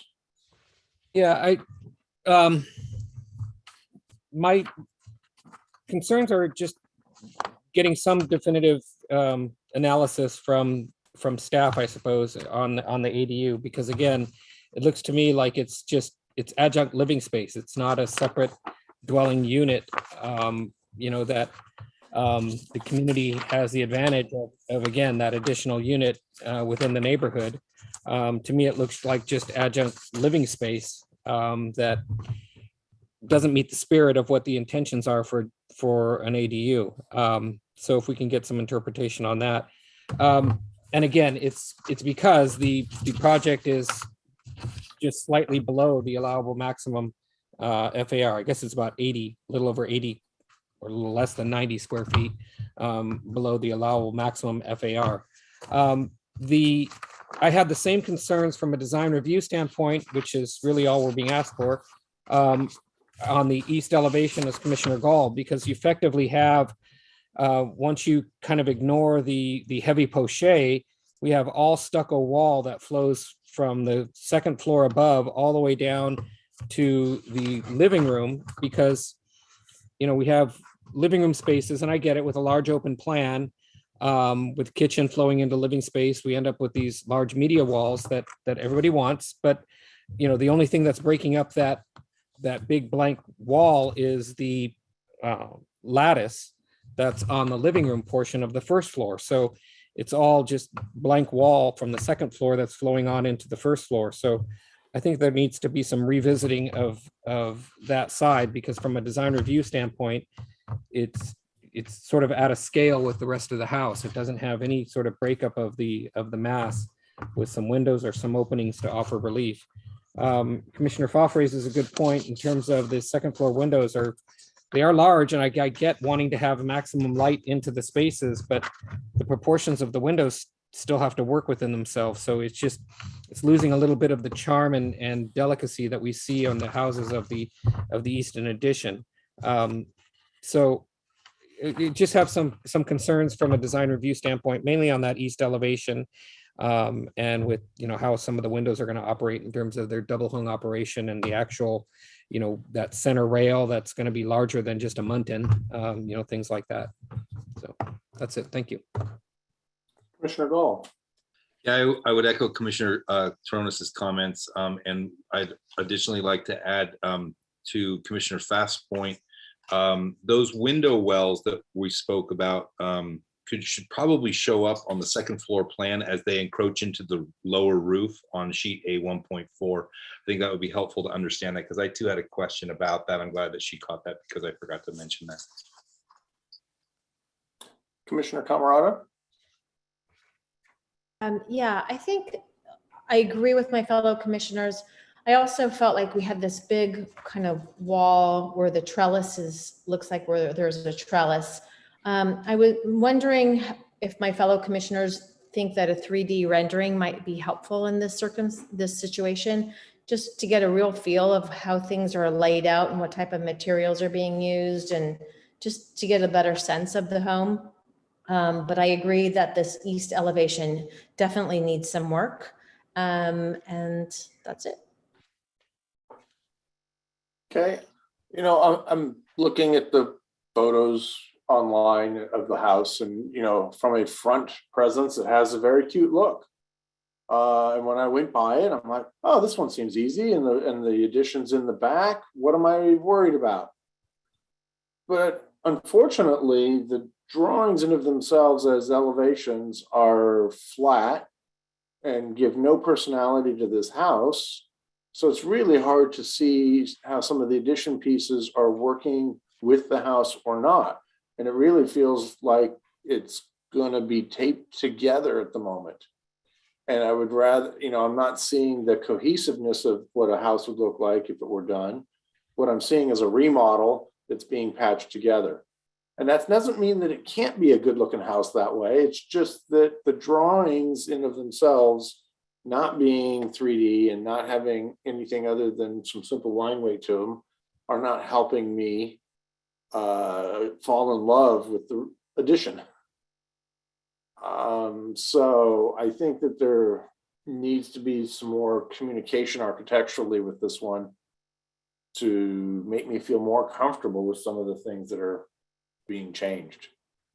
You know, we're adding this addition in the back, but yet we've got this half cut off roof in the middle, which could be corrected with a hit pretty easily. So again, it's just it's not going to turn out very cohesive the way we're going. So that would be my feedback for next time. Commissioner Camerata, your hand is back up. Just one more. I'd like if when the applicant comes back, if we could look at that garage too, because if I'm not mistaken, that garage has it's a very short header there, very difficult to get any cars in there. And I think that I'd just like to get a little bit more clarification on that garage when they come back. I just need to understand how they're using it, because I don't know that you can get a car in that garage. I guess it might be dependent if you have a Mini Cooper or something, low car. Yeah. Not an SUV. But anyway, okay. Then do we feel like we've given enough feedback for this study session to get them back to an action item? Do we feel good enough to make a motion? That sounded like a motion to me. I'll make a motion to bring this back on regular action when the items that we discussed have been addressed. Second. Great. So I have a motion by Commissioner Gall and a second by Commissioner Pfaff. And I would echo that there's definitely some opportunities here for next time to convince us on this project. So, okay, then let's vote. Commissioner Camarado, Aye. Commissioner Gall, Aye. Commissioner Pfaff, Aye. Commissioner Taronis, Aye. Commissioner Say, Aye. Chair Schmidt. Aye. Motion carries 6001. So now moving on to item 9C, 516 Burlingame Avenue. If you're the applicant or the applicant's representative, please raise your hand so that we may be prepared for you to speak at the appropriate time. If possible, we ask that you turn on your video at that time. For any commissioners not able to visit the project site, or do any commissioners wish to note any ex parte communications? Seeing none, let the record note that all commissioners present have visited the project site. Can we have a staff report, please? Sure. This is an application for design review for a first and second story addition to an existing single unit dwelling. The subject property is an interior lot that contains an existing 2-story single unit dwelling and an attached garage. With this project, the floor area would increase to 2,699 square feet, or 2,700 square feet is the maximum allowed. There are a total of 3 bedrooms in the existing house, and with this application, the number of bedrooms would increase from 3 to 4 bedrooms. 2 parking spaces, one of which must be covered, are required for a 4-bedroom house. The existing attached garage provides the required covered parking for the 4-bedroom house, and an uncovered space is provided in the driveway. All other zoning code requirements have been met. This concludes my summary of the staff report. Before we hear from the applicant or the property owners, I'd be happy to take questions of staff. Thank you. Great. Do we have any questions of staff at this time? I'm not seeing any hands.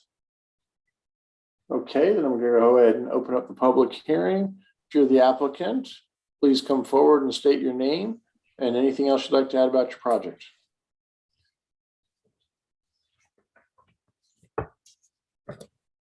Are we not looking for Tim yet again? Good evening, Commission. It's Tim Radines, project designer. Working with the new owners, this was an old project of mine from the mid-2000s. About 10 years ago, this project basically was approved in planning. The old owners decided not to go through with it. The new owners, Mr. and Mrs. Cannon, had the drawings from the owners and contacted me to kind of give it new life. Basically it's the exact same that was approved back in 2010-ish, 2012-ish. We did add a few things to upgrade the existing house, basically making it more cohesive with windows and the styling.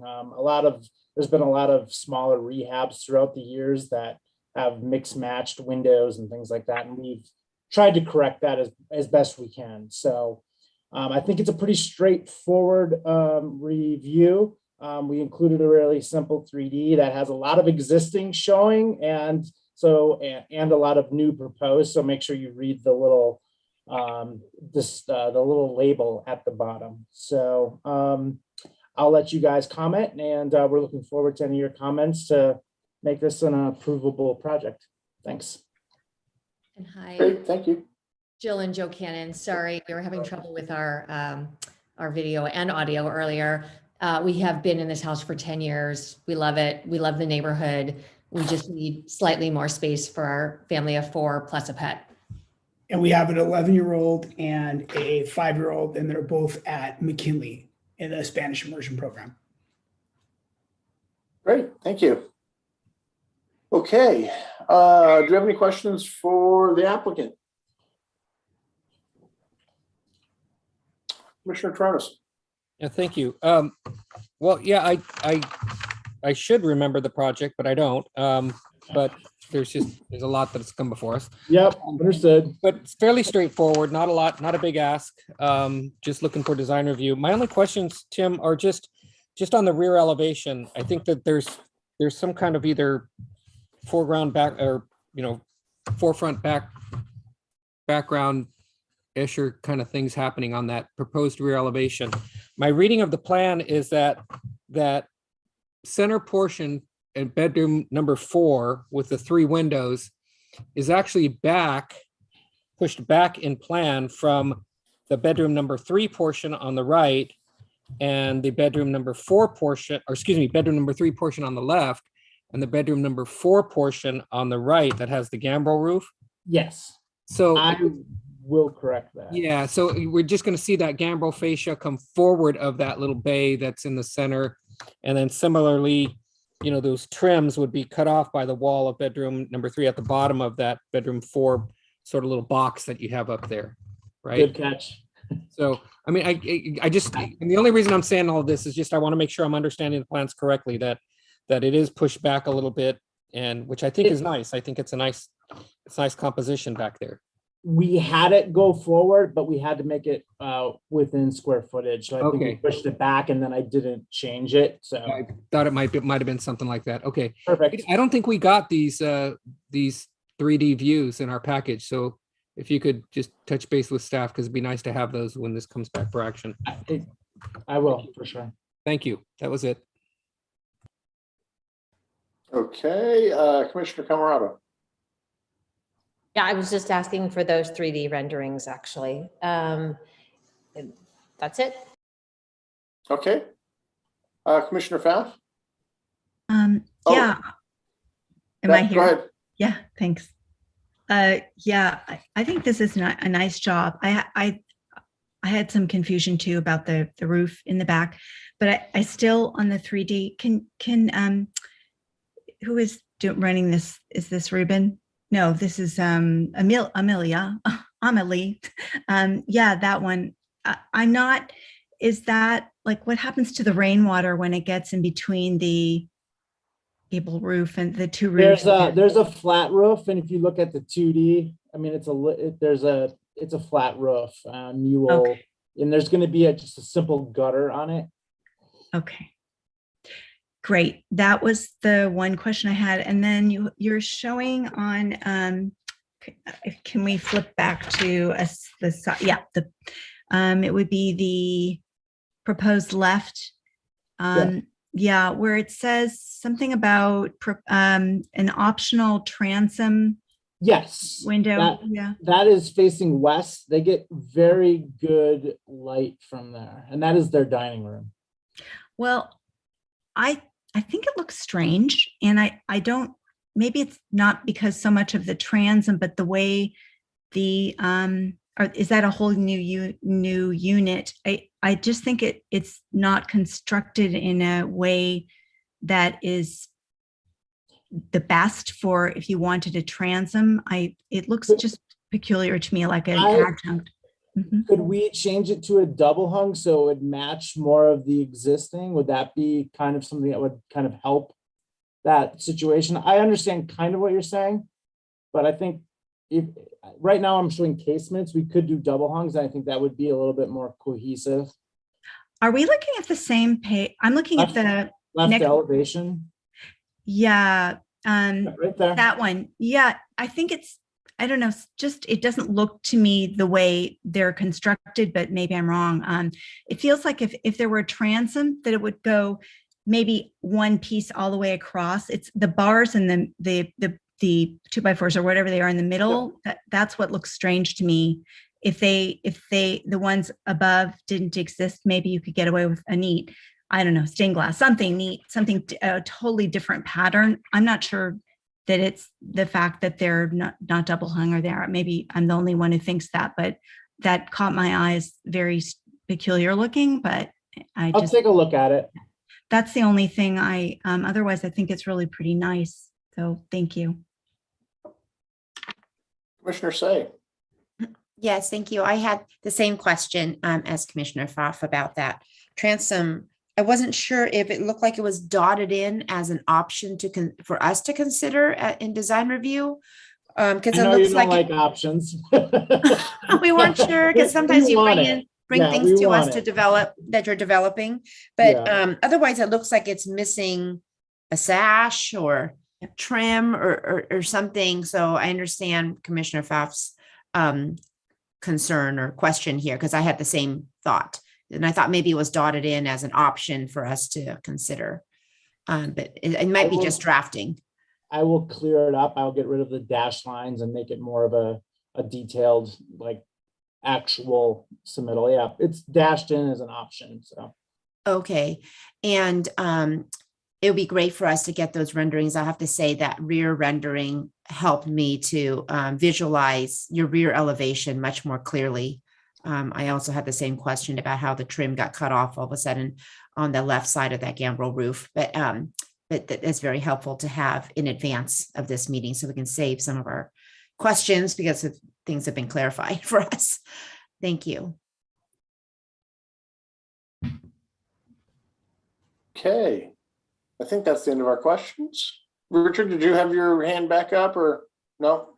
You're solved? Okay. Okay. Then I'm going to go out to then the public and see if there's any attendees that wish to speak on this item. If there are, please raise your hand now. Okay, I'm going to go ahead and close the public hearing and come back to my fellow commissioners. Is there anything that we still need to go over? Commissioner Tronis. No, I don't think so, really. I think the comments that, or the questions that we asked sort of get to how we feel about the project generally, is what I'm sensing. I think it's relatively straightforward. It's not a huge ask. They're just looking for design review. I think it's nice the way that it works on that rear facade. I think if the drafting corrections can be made, I think that this could move forward. I will comment on the dining room windows. My concern is if the basic window is going to be at the head height of the adjacent windows that are flanking the chimney, the problem that I see is that you try to get transom windows in there. By the time you get a transom bar, you don't have much window left. And I think what they would end up defaulting to is just larger windows then in the dining room. And my concern is that larger windows in that dining room is just kind of going to wreck the composition of that left side elevation. I get that they want to get more light into that space, but I would really encourage them to just try to keep those windows aligned with the other windows along adjacent to the chimney, because I think it works well, because the windows just are getting so close to that fascia of the roof up above at the eave. So just my comment on those dining room windows, but otherwise I think the project should move forward. Okay, any other comments?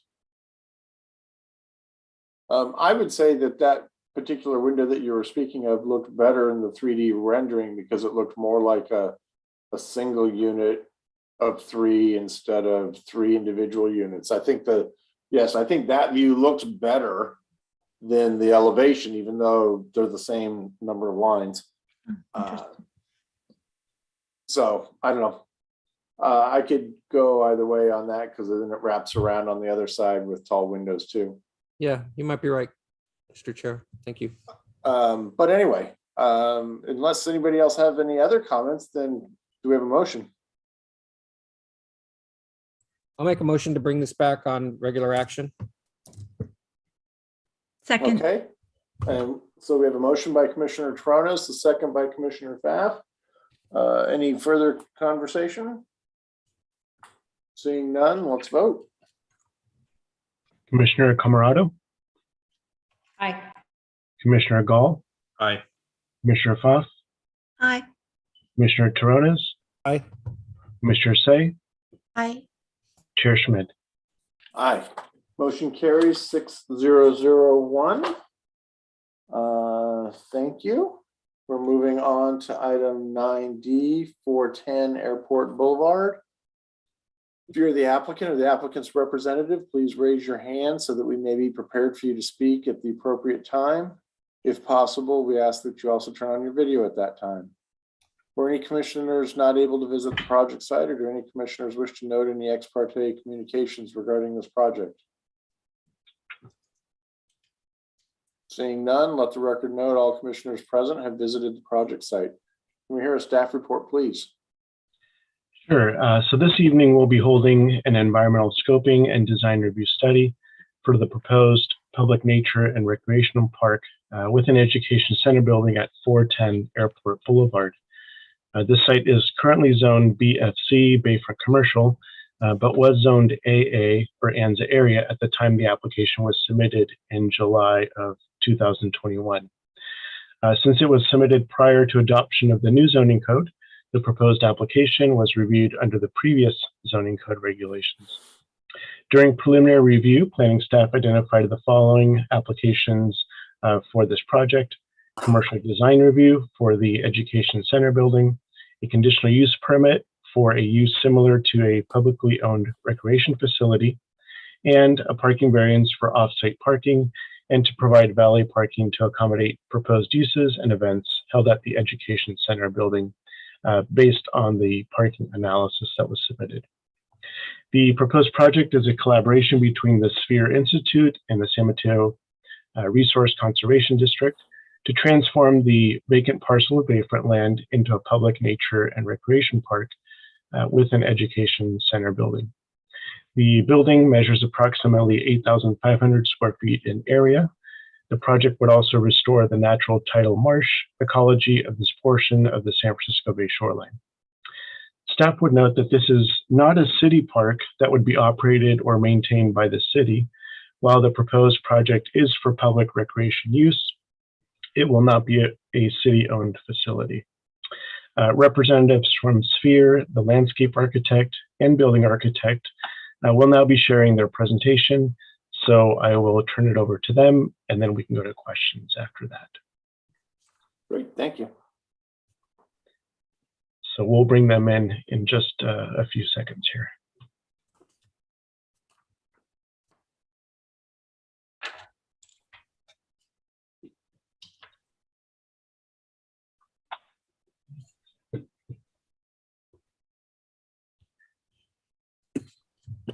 And I believe Will Johnson will start, if I'm not mistaken. So whenever you're ready, Will. Yes. Thank you. Can you hear me? Yes.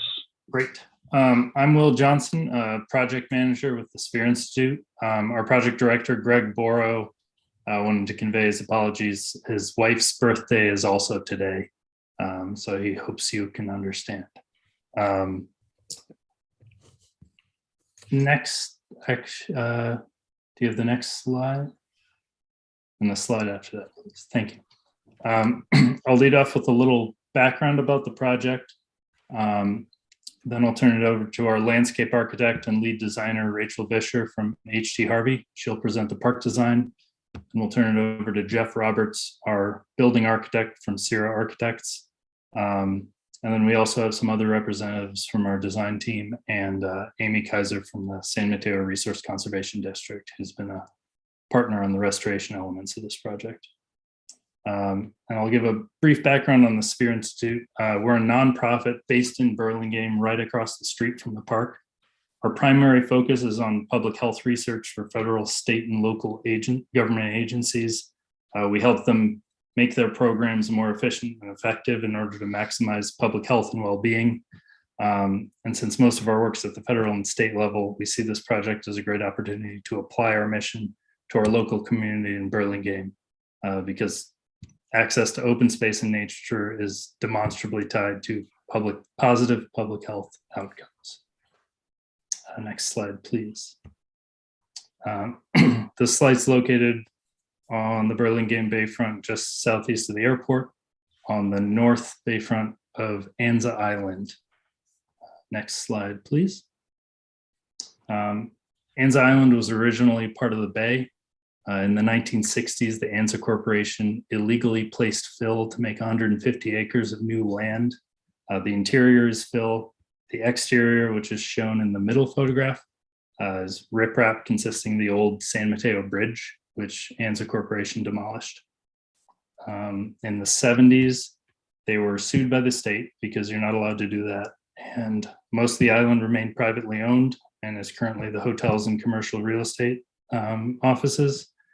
But this parcel and some others on the site, as a result of the lawsuit, remained under public ownership through the State Lands Commission.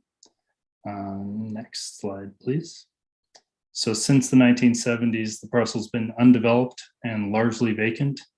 It's mostly flat with poor soil and invasive weeds. The parking lot on the east side, the right side of the photograph, was formerly the parking lot for the old Sherman Boat Restaurant. And then on the left side of the photograph, you see the parking lot for Kincaid's Restaurant and Spears' office in the bottom left corner of the aerial view. Next slide, please. So background on the project. In 2017, the State Lands Commission, who's the owner of the parcel, received proposals from hotel developers to turn the parcel into a hotel. Our president, Tom McCurdy, a Stanford professor, saw it instead as an opportunity to apply our mission for the benefit of our local community by keeping it as open space for public use. After an initial outreach process to develop a concept design, we submitted a counter proposal to turn it into a park. As a result, the State Lands Committee conducted a public trust needs assessment, which is a process for collecting community input to determine the best use of the land. And our project was selected in 2019. We signed a short-term lease through 2023 to maintain the site, complete our design, and secure approvals. After CEQA approval, we'll be able to sign a 49-year long-term lease, at which point we can construct and operate the park. Next slide, please. The design we'll show you has been shaped by an iterative process of outreach and consultation with the government and community stakeholder groups since the beginning, so we can ensure it's consistent with the prevailing rules and regulations and coordinated with everyone in our community. Next, please. So that process has helped us create our goals that drive the design of the project. First and foremost is to connect our communities to the bay. We want to do that by creating a beautiful park where the public can experience the bayfront with lawns, gathering areas, access points for water recreation, an improved section of the Bay Trail, and an education center, which will be an amenity open to the public, including a cafe, a lounge area, interpretive educational programming, and gallery space, which will be able to host events. And Jeff, our architect, will describe that design in more detail. Another main goal is to restore the native bayfront habitats currently missing from so much of the bay. This park design creates a microcosm of the entire native bayfront ecosystem, from the bay to mudflats to tidal marsh to transition zone brush up to oak woodlands habitat, all of which are very unique and exist at very specific elevations relative to the tidal range. It also provides habitat for native species of plants with higher habitat value that in turn provide habitat for native animal species. And combining the public access and high quality environmental restoration, we have a great opportunity for education. The park itself is a living version of a sea level rise rendering that you can see and touch and walk through. So the education center is a great opportunity to host educational programs focused on climate change, sea level rise, and how the park's ecosystem was designed to adapt to these challenges. Next slide, please. A bit on our partners and our outreach. So the State Lands Commission is our landlord and partner in the project, and they've been very supportive and helpful through the whole process. San Mateo Resource Conservation District is collaborating with us since the beginning on the habitat restoration scope. They have over 80 years of experience in ecological restoration in San Mateo County. And then we've been working with Green Foothills, which is an open space advocacy group, to create an outreach plan at the local, regional, and national level. They helped us gather the groups whose logos you see below, who have all provided support for the project since its inception, and they helped shape the fundamental purpose and design of the park. I believe we also provided a petition from our original application that was signed by 1,200 Burlingame residents in support of the project.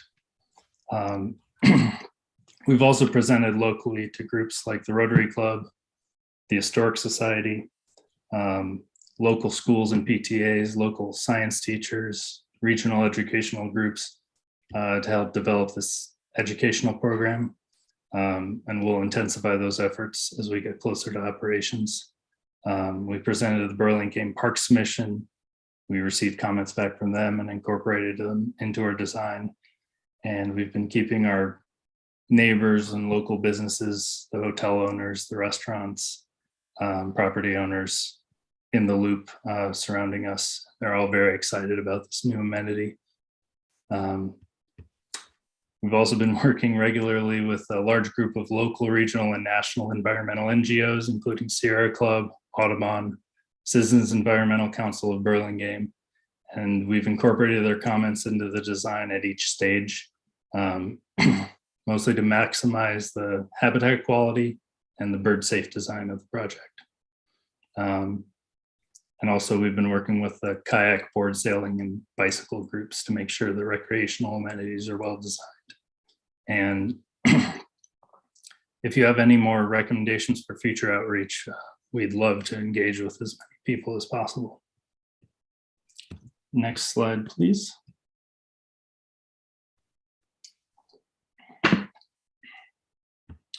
And then finally, to make sure that our design is also in regulatory compliance, we've been working closely with the appropriate agencies throughout the process. We meet weekly with the State Lands Commission for project updates and to strategize. Ruben and his team have been our shepherds through the city's review process. Since we're so close to the Bay, the 6 agencies in the Bay Restoration Regulatory Integration Team have jurisdiction over the site. We're lucky enough to have been chosen for their new program where all those agencies consolidate comments and collaborate with us regularly as we go through the process to make sure that we're in compliance at every stage.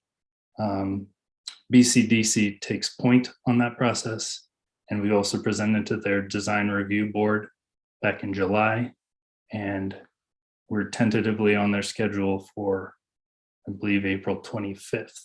Rachel, correct me if I'm wrong.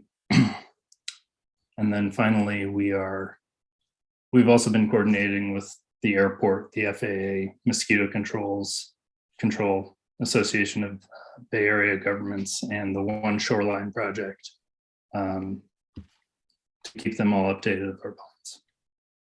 Now I'll turn it over to Rachel to show you the park design. Great, thanks, Will. Yeah, if we go to the next slide. So this is our site plan. We've designed a park that I think will be a really incredible amenity for the city of Burlingame. As Will mentioned, we're taking this flat site and regrading it so that the area in the center along the bay will be converted to a native tidal marsh habitat, while the southern portion and the sides will be for recreation and enjoyment by the public, really focused on public access. So we've got the Bay Trail cutting a diagonal through the site. It's labeled as letter M in this diagram. And we've sited the building close to the trail, which will allow easy access for visitors to the building amenities, which includes a cafe and restrooms which are accessible from the building exterior to the public. And our architect will explain more about that later in the presentation. So the design highlights sea level rise resiliency by raising features above projected sea level rise levels. So that includes the bay trail and the building footprint and other amenities on the site.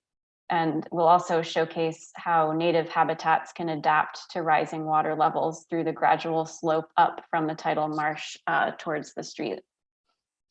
The park includes several opportunities for bay recreation and activities. We have a kayak launch on the eastern side of the site. That's letter K in this diagram, and it's universally accessible. We also are showing a fishing overlook, letter H. One of the most popular current uses of this site is fishing, and we want to make sure to continue to support that use. We're creating an opportunity for people to get close to a unique and highly valuable habitat type along the bay edge through the creation of the tidal marsh, and we're adding an inlet from the bay kind of near letter F and excavating out the site to allow water from the bay to flow in. So the boardwalk at letter G and letter F will allow people to really get a close-up experience of this.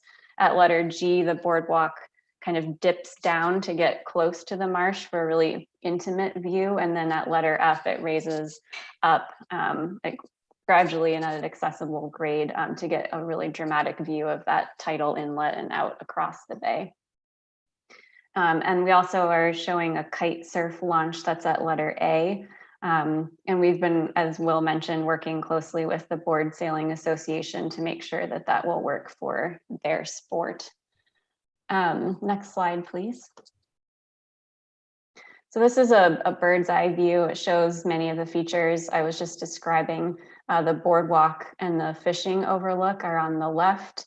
The tidal marsh is in the center in this image, and the kite surfing launch is on the right side. So you can see how the building is positioned to take advantage of the incredible views across the native habitat areas and out towards the bay. Next slide. So the site currently is mostly flat. It's at the grade that's shown on the left side in these drawings at the street level. And we're doing some significant regrading. So the back half of the site, or the area closest to the street, will be raised up to create some upland vegetation habitat, and also for the bay trail and to get some really great views. And then the area closer to the bay will be excavated out to create that tidal marsh habitat. Next slide. So here we're showing some circulation and parking. So we had a parking study conducted by Hexagon and have accommodated the recommended amount of parking. And we're also coordinating with the Department of Public Works to explore some on-street parking at Bayview Place as well. The parking lot is on the southern half of the site, and it's a one-way drive. Visitors arriving by car would enter through the roundabout driveway on the right side in this image, and then proceed down the one-way drive. The parking lot extends the length of the site, so parking and drop-off is in close proximity to a number of the uses and activities. So the drop-off area near the building on the roundabout loop will allow school groups to be dropped off, or to also facilitate events at the education center. And we've arranged this nice arrival sequence for the building entrance in the southeast portion of the site, whether you're coming from the Bay Trail or from the drive. So with that, I'd like to pass the presentation over to Jeff Roberts, our architect, and he'll describe more about the building design. Thank you, Rachel, and honored to be here with you tonight sharing this project. The building footprint is a little bit of a unique configuration. It's organic kind of in its intent, and we've really taken almost a living systems approach to the architecture.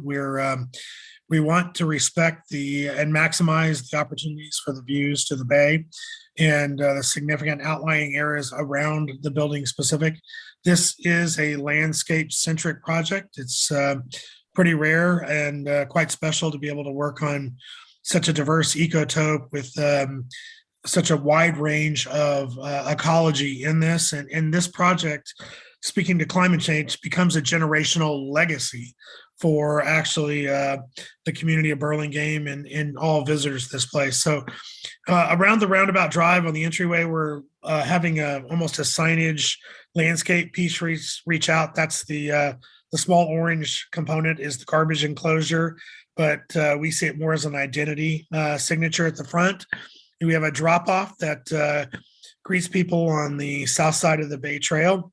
And then as you approach the building would be sited to almost have a greeting with a large canopy reaching out to it. Next slide, please.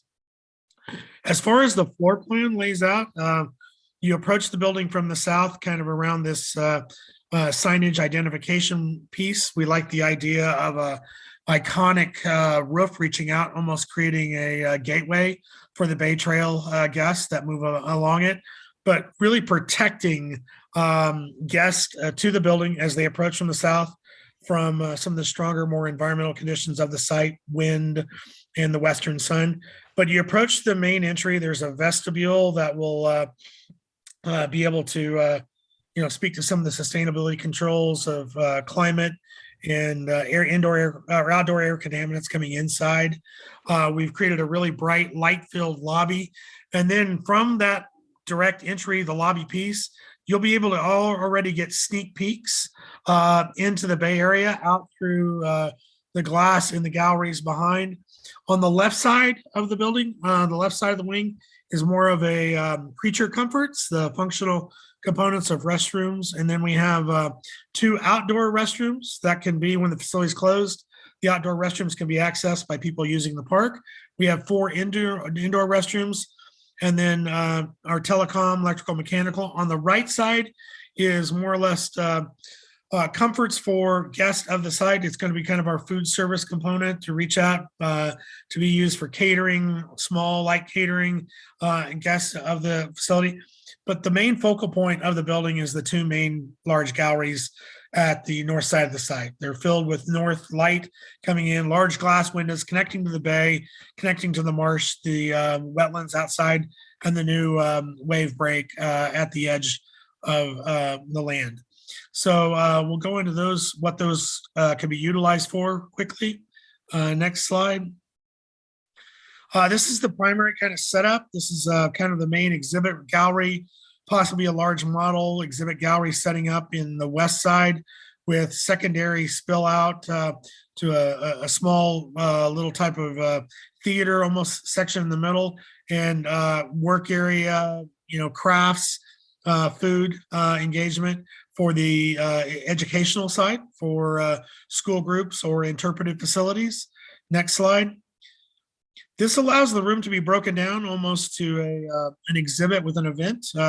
This could be a night event. You show up for cocktails or discussions around climate change exhibits, and then spill into a small seating area on the right as almost an after dinner drinks component. Next slide, please. This is more of a seated event. This would be a full almost banquet seating with banquet tables connecting to the food service, the catering, and this where you can set the facility up fully as a event center. Amazing views at dusk to the bay outside, and really connecting the outdoor of this space with the galleries connecting to an outdoor viewing deck along the ways. And we're trying to create moments of different experiences and scales with the viewing deck while we're creating movement with a larger group gathering area on the west side gallery with a smaller boardwalk feel with that. And we'll talk about the architecture in that look in a couple other slides. Next slide, please. And this is set up more as a full-on speaker series with a podium at the front, set up for special guest lecturers, those type of things. You'd have screens on both sides of the podium, and then the bay would be the backdrop. Next slide. Quickly, our roof plan. We have an oversized roof to maximize the opportunity for solar panels to push the building closer to energy conservation, taking the building in a more sustainable way. And then we have various skylights that are scattered around the building. The front one almost works like an oculus. It's almost like a timepiece, talking about the change in day temperature, but also talking about the longevity of climate change and what sea level rise means. Next slide. As far as the building architecture, as I said, we have a very sculptural, organic, kind of naturalistic geometry. We really have a portico reaching out and greeting guests, visitors along the Bay Trail to come inside and see the experiences. But it's also designed to actually protect guests around the building from environmental conditions. The building architecture is kind of inspired by wharfs, jetties, piers of old, and almost building on architecture. The main really grounded walls to the earth are sedimentary, almost to look like sedimentary rock, but it's stratified concrete, multiple colors of concrete, different size of aggregate, creating a stratified look of material. Next slide, please. This is where you can see some of the detailing that we've put in the materials. The oculus at the front door, weathering steel panels, kind of this aged, rustic, and new in a modern way. Clean metal roofing and flashing using natural wood, warmth of materials, hopefully sustainable forest wood. And we can bring in, really soften the building with the wood, balanced with this kind of resiliency of the concrete. Next slide. This is our front door. We'll have kind of a seating, greeting, interpretive panel, identification plaque at the front, the weathering steel. You can see the stratified concrete tying the two sides together as almost bases, strong connection to the land. Building out, this will be kind of setting on the high point. This is cited for 100 years worth of climate change and ocean or sea level rise. And the entry will be right under that oculus, kind of drawing visitors in. Next slide. Side view, quickly, you can see the kind of porch reaching out over the Bay Trail. Entry on the left. We're going to capture and bring rainwater even down and during storm events, celebrating through rain chains, rain gardens on the edge and the landscape, putting architecture and landscape in harmony, working together, telling a story. The screen there is kind of inspired by willows, rushes in the wetlands, but that's a screen to control our service access points. So you don't look right into the service kitchen and everything else, but have an aesthetic. The service side for food is there on the right. And then our fold out gallery where the indoor outdoor patio occurs is on the right side next to the bay. Next slide, please. And this is the view from the jetty, the walkout where the inlet is. This is going to be a really change in the diversity of the building on the backside, almost glowing like a lighthouse at night. Our hope is we're going to use bird protected glass, and we're looking at different techniques for doing that, or multiple techniques, working with Audubon Society on that. But maximizing the views of indoor, outdoor, connecting people, protecting them, really getting people to engage with the landscape again, building a harmonious relationship with actually understanding this place, this ecosystem, and actually hopefully teaching something about protecting the land for future generations. Last slide. Here's the metals again, the stratified concrete, metal spandrel, storefront glass, multiple 27 feet high, big awnings of the wood deck picking over, and then the piers reaching out to almost carry the roof above. Okay, last slide. I believe that's it. Oh, yep. And this is where you can see the building set back, and that view we just took is that walkway on the far top end of the paper. So sorry we went a little bit long, but we got excited about this project, and thank you for your time, and we'll be happy to answer any other questions.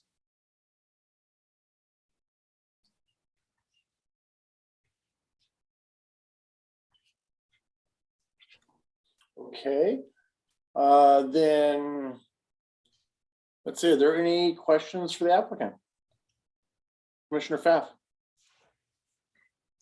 Hi. Oh, I have to first disclose, I completely forgot. I did tell this to Ruben, but I spaced out and didn't tell the rest of the folks that I did meet with perhaps one or both of the gentlemen who are proposing this project about 3 years ago for the Historical Society, but it was not as fleshed out as it is now. So I just wanted to put that out there. We're not supposed to be commenting yet, but I did want to say it's very cool looking. You did a great job. My question is more nuts and bolts, because this is not maintained, not owned, not maintained by Burlingame Parks Department or Burlingame in any way. I'm just wondering, what is your plan for example, as you know, it is extremely windy out there. And when some of these beautiful specimens that you put in, the big trees may fall over, bend over, like the ones did at the Meta project for a while, big trees. And who is going to, do you have a plan for who will regularly maintain things like that? Also, if people camp out there like they did around the Sherman ship there when it was there in the bushes, general maintenance questions, as well as something as simple as you have a very lovely building. It looks like that tramway gas station, looks like it was influenced by that Palm Springs, really cool building, but it has a lot of glass. And you know, will you have then the wherewithal to keep all the glass clean? And it's kind of gets really whacked around out there by the environment. So my questions were really nuts and bolts. What's your plan? Do you have a plan? Thank you.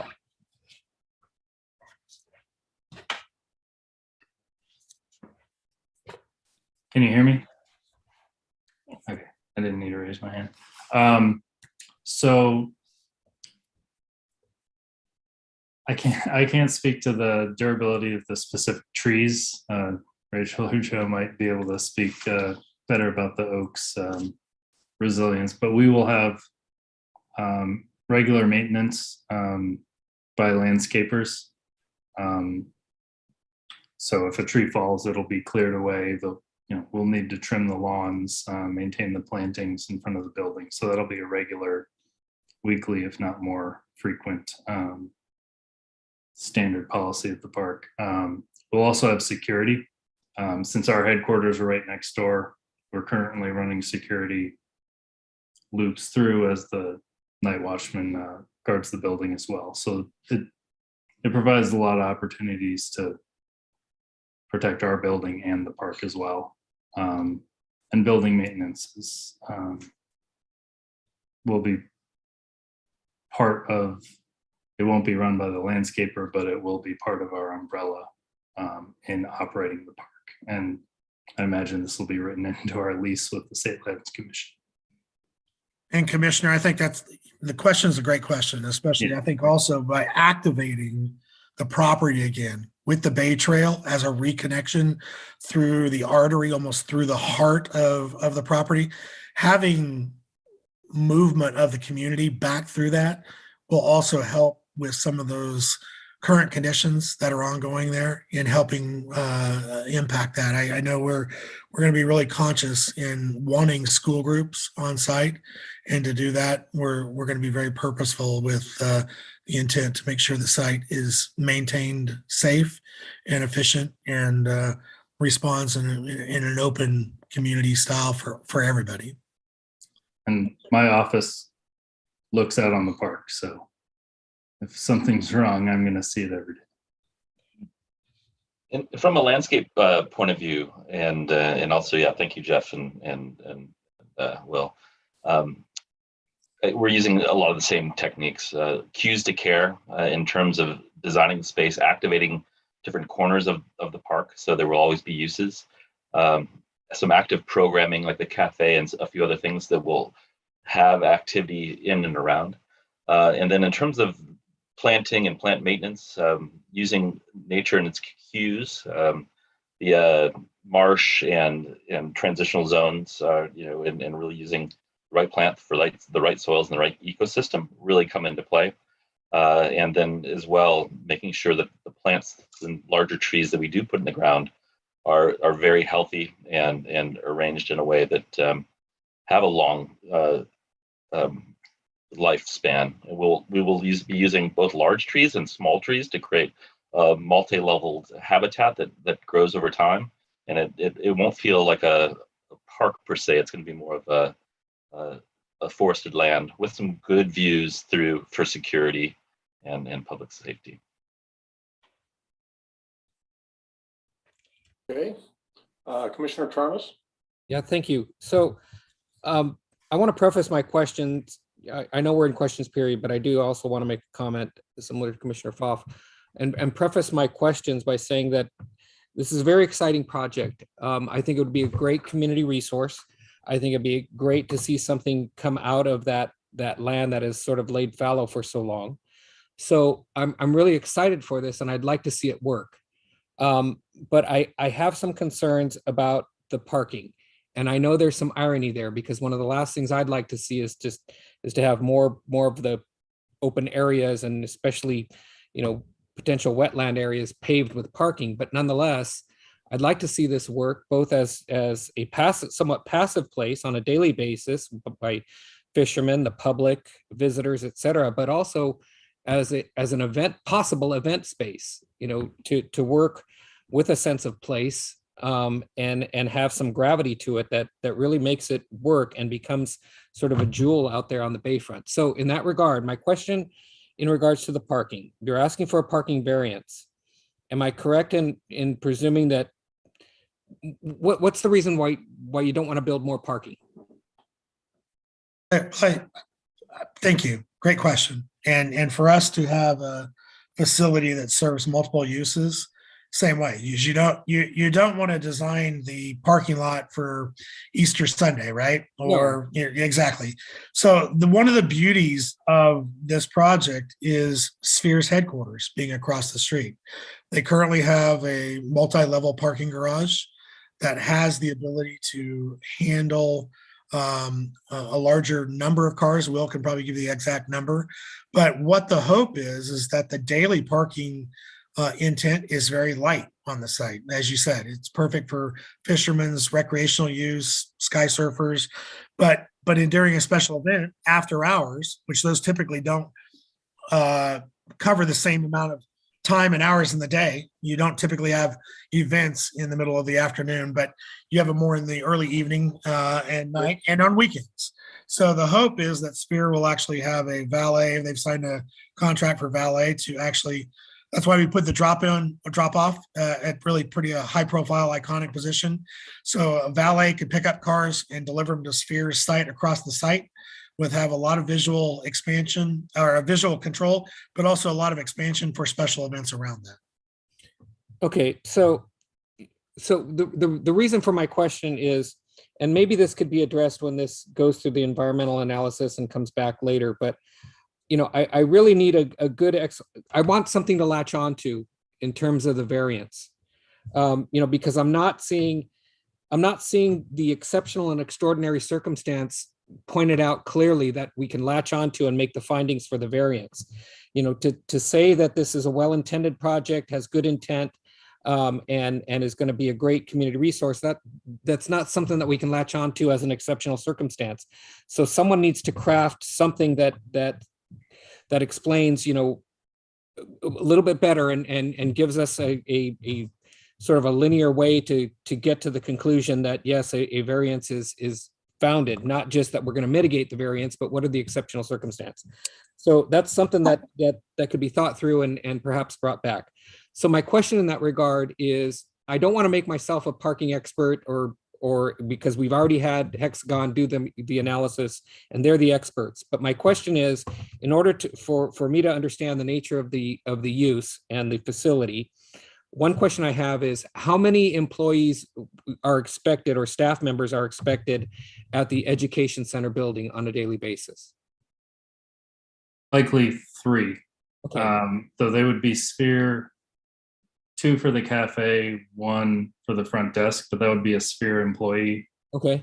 So they'd likely park in our lot. So that's my question. Could they park remotely, and could that be sort of a policy thing where employees would park remotely and leave the parking on site for visitors and other public users?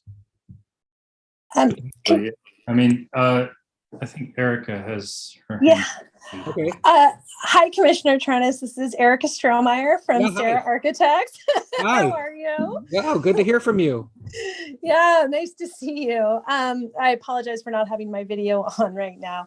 Yeah. Yeah, I do. I am the planner assisting the team on this effort. And I do want to let you know that with regards to the SQL analysis, we will be having a peer review of the parking study and anything to do with traffic impacts that will be included in our SQL review. The Hexagon traffic study was actually redone a couple of times as we started to look at the size of the building, because the size of the building fluctuated fairly regularly through the initial design process. Okay. And we kept Hexagon in the loop. Hexagon actually went out and analyzed several sites around the bay that are similar to what it is that we're proposing here. Now, it is a unique use, but there are some similar sites that are outlined in that analysis. And it really shows that the parking demand is not as great as one would imagine.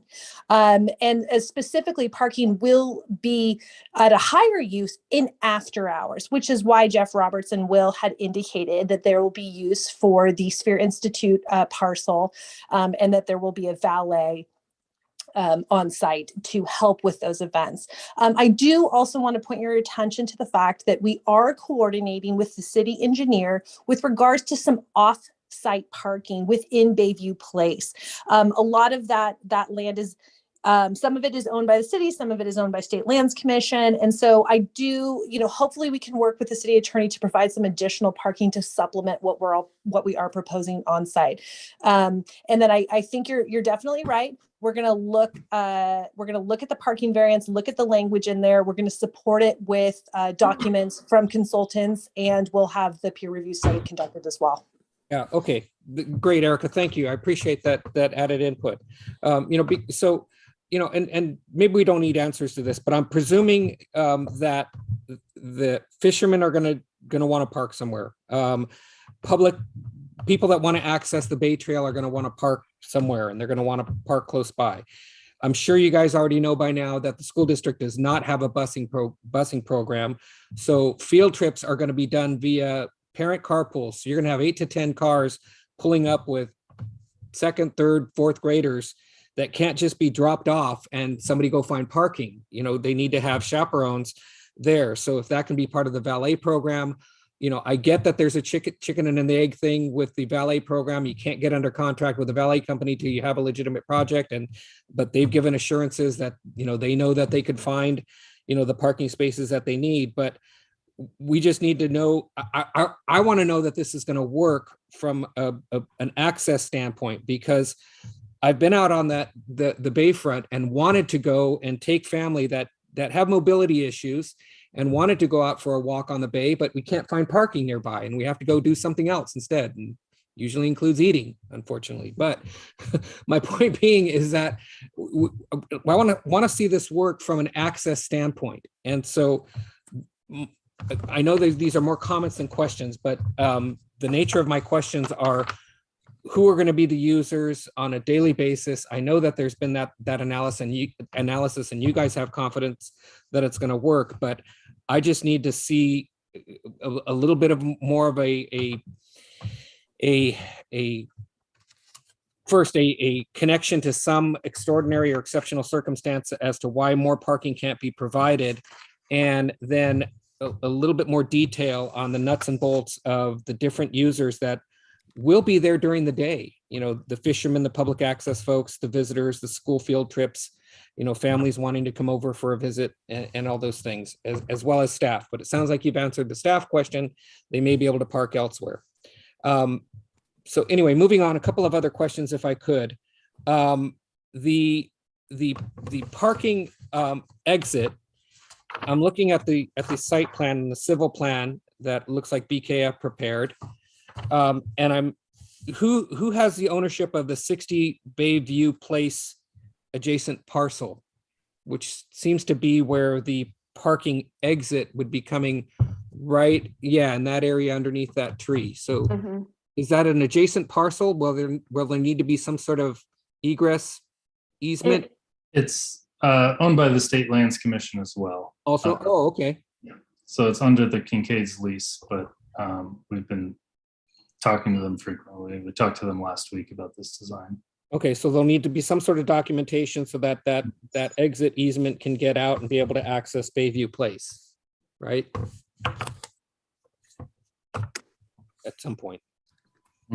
Okay.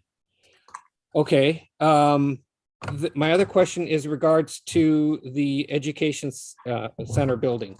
So in terms of events, uses, et cetera, the food service or the food kiosk and catering area, will there be any sort of kitchen facilities in that, or is it more just an open space for caterers to sort of just come in on an event basis?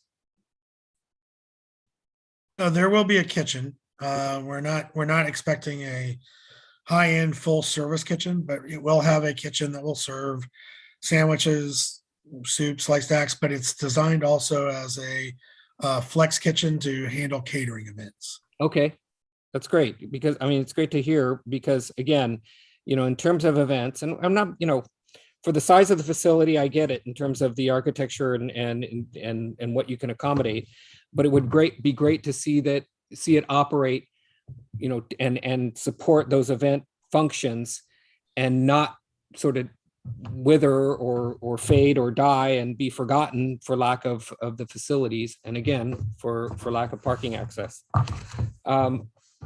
Okay, I think that might be the extent of my questions. One last pass through, sorry. Talked about the variance. No, I think that was it. Yeah, okay, thank you. That's the extent of my questions. Thank you. Great. Thank you, Commissioner Tronos. Commissioner Camarado. Hi, thanks, guys. This looks like a really great design, and I'm excited about to see this property get developed and not have goats out there anymore, which would be great. I do have a couple questions. So in addition to Commissioner Tronos's concerns about the parking, my question, I won't go into much detail on, I think he's kind of asked you all those questions, but how many employees do you have at Sphere, and how many parking spots do you have there? And how, if people need to park at Sphere during the day, how many spots do you think you might, and you don't have to answer that now, but maybe when you come back, how many spots do you think you might have available over at the Sphere Institute?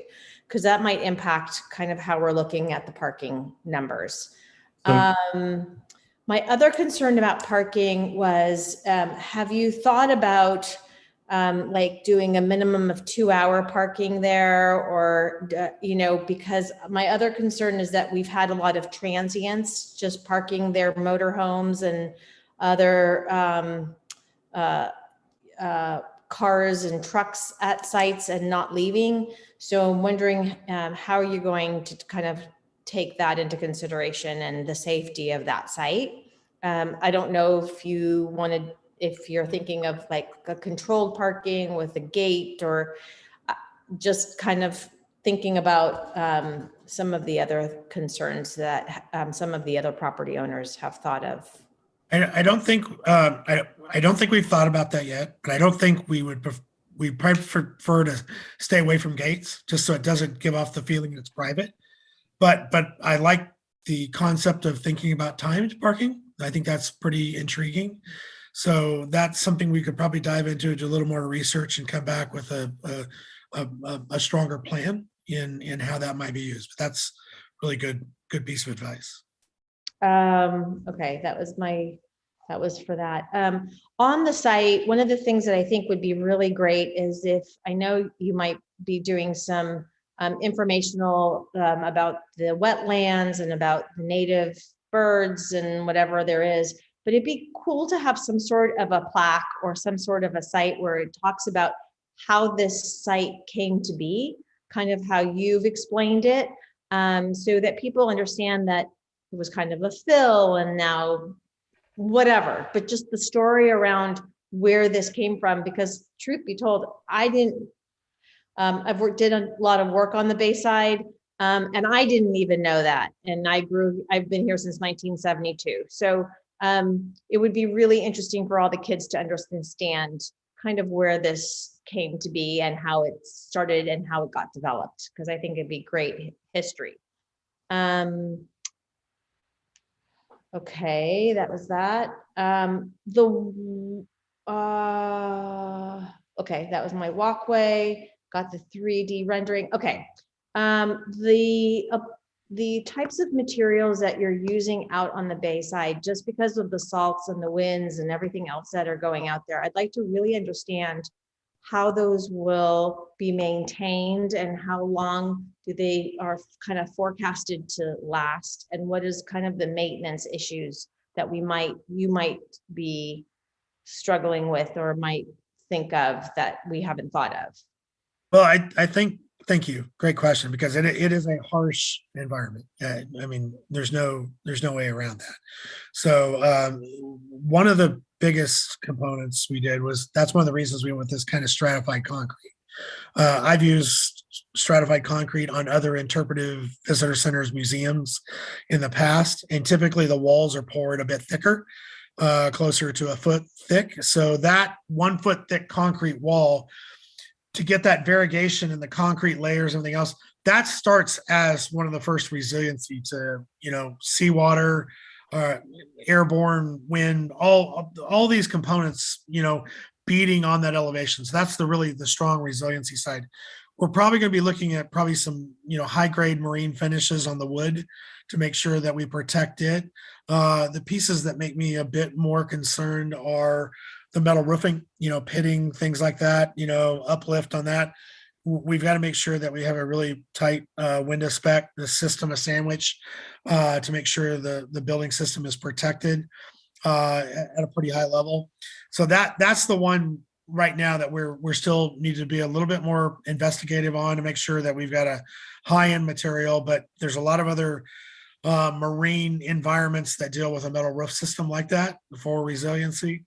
As far as the glass, we're pretty proud of HT Harvey. Has some really wonderful experts around bird collision experts. I can't never say what they are, or ornithologists or something like that. I can't get the name right, but they have given us an amazing education on different techniques for bird collision. So I think we have a very high-end window system on the back to maximize views, especially views from 8 feet and below for guests inside, and then protecting the glass, the natural light from above for bird collision, but also bringing in that beautiful natural light and having more either frit or actually bioluminescence, almost the threads woven into the glass.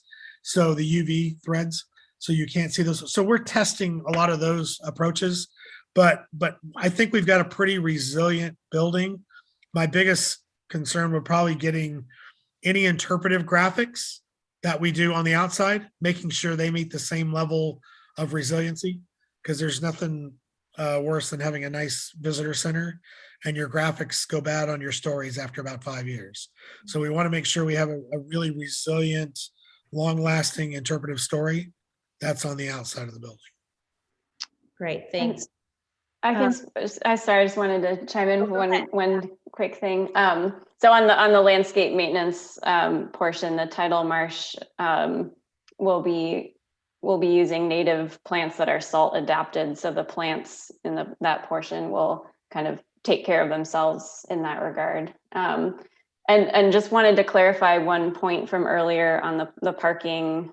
We are proposing some gates at on either end of the parking lot that will be open during business hours and during the day, during park hours, and closed at night to prevent use in the evening. And that'll be, as Will was suggesting, monitored by the Sphere maintenance employees. Great, thanks. My other question regarding the parking is, just think about that there's going to be a lot of construction going on across the street at the 567 building, the new building there, and you don't want workers kind of parking in those spots. I'm sure they have contracts with other parking facilities nearby for their workers, but would hate that to be filled with contractors, trucks, and not individuals. My biggest question is, how are you intending to fix the riprap? So I know that the BCDC is in charge of that first 100 feet from the shoreline, but what are you going to be doing riprap that kind of was done over at Burlingame Point and how they did it there? Or is it just more of a kind of a, you're getting rid of those big concrete slabs and just a little bit more, if you could kind of go into what the riprap is going to look like. Yeah, sure. So, go ahead, Rachel. No, please. So a significant amount of the riprap along the bay edge will be leaving in place, but we'll be filling in on the back side of the site with on that slope with soil to create a transition down into the marsh. And so it won't be as visible from the sort of backside of the site. And then in areas where, for instance, where the tidal inlet will go, then that's where we'll remove the concrete and add back in riprap in coordination with, we're working with a hydrologic engineer, CBEC. So in some areas where we need to make impacts to that existing wave break, then that's where we'll kind of redo it. Yeah, we explored having a soft edge to that site with our hydrologists at CBEC. And with the wind fetch and the amount of energy that will come off the bay, we really need what's a pretty robust wave break. That being said, the top layers of the riprap that's out there, kind of the big chunk with some graffiti on it, will be peeled off and broken down and kind of reconfigured. So it's going to be it won't be as jagged tooth as it looks now. It'll be a lot more purposeful. And I think the revegetation on the inboard side is going to be really helpful. And the other thing that we really want to tell that story, similar to the fill of the bay, we think of that riprap that's out there as a little bit as the ruins. It's part of the story. We don't want to cover up what past history and development has happened out here in the illegal fill. We want to kind of celebrate that and show, hey, this is how this used to be done. But really a model for the future would be have this inlet and transition zone and marsh that attenuates sea level rise and storm surges. And so we really like that story and that juxtaposition as part of our entire interpretive narrative. So we're not just looking at panels to describe things. We want people to experience the ecology of the bay and sea level rise and climate change as part of how they walk through and sense the site at different tides at different times of year. Great. Okay, I promise this is my last question. I know we have the paddle boarders and the windsurfers. Have you, and I haven't really looked at it too closely, but are there areas where they can set up and they can put their, their paddle boards and because they'll take over a whole section of area. So have you designated certain areas where they can actually do this that gives them enough space and not get in the way of people walking around? Yeah, there's, for the kite surf launch in particular, we've spent a lot of time coordinating with the Board Sailing Association to make sure that they had adequate space, because we definitely don't want conflicts with other park users. So there's kind of a oval shaped lawn near the kite surfing launch, and that is sized to allow kind of a lay down space for the rigging for the kite. And also we've been working with them to understand constraints around other obstructions. And we've also installed like a kind of a little post for them to attach their rigging to. So we've spent a fair bit of time with them making sure that that would work. And similarly at the kayak launch, we also have some areas for boat storage and whatnot. Great. The only thing I ask is that if there's any way when you guys come back, if you could, give us some material board or something so that we could actually look at a material board when this comes back, I would really appreciate it. So thank you again for all your hard work, and this has been a challenge. Excuse me, a material board has actually been submitted to planning staff. If you like, we can, and we do have a quality photo of that. If you like, we can incorporate that in our presentation next round. Sometimes they'll put it in our bin so we can actually touch it and feel it. So that'd be awesome if that's possible. Okay, Commissioner Say. Thank you. Sorry to extend the question portion even longer. You can see we're all very excited about this project and we all want to see it be successful. So I will, let's see, I just had one thing to say about the parking subject. I think wherever I read in your reports, there were a number of lists of nearby garages or building structures with parking or outdoor, indoor parking that I think you're helping to add to the count of potential parking spaces. From a logistical perspective, one who's arriving at this site wouldn't know that they could park in these areas. So I think that when we hear back from you with more details about how you'll be addressing the parking, it would be great to think about, how would one know where the parking options are in addition to what's immediately on site. Was there any thought about some type of a shuttle service or anything, either connected with the Burlington trolley or something else, just to bring visitors to the area on some type of regularity? That's a fantastic idea. Hi, hello, Commissioner Say. Hi. That is a fantastic idea. We haven't actually discussed that. I do want to be clear that with regards to the other parking lots and even the Meta Campus, et cetera, a lot of our analysis of that really had to do with utilizing those spaces as part of the valet program. So what would happen is people would arrive to the site in if there was an event or something on the property, and the valet providers would be there, and then they would utilize those parking garages elsewhere in the district. But I can definitely talk with the Spear Institute about other forms of transportation to the property. If the Burlington trolley, I'm not familiar with the route. Does the route go down Airport Boulevard? I'm not sure. I've never been on it myself, but that was just a hypothetical. That's a great idea. Bringing people from downtown to this wonderful resource and destination. We'll definitely look into that. Okay.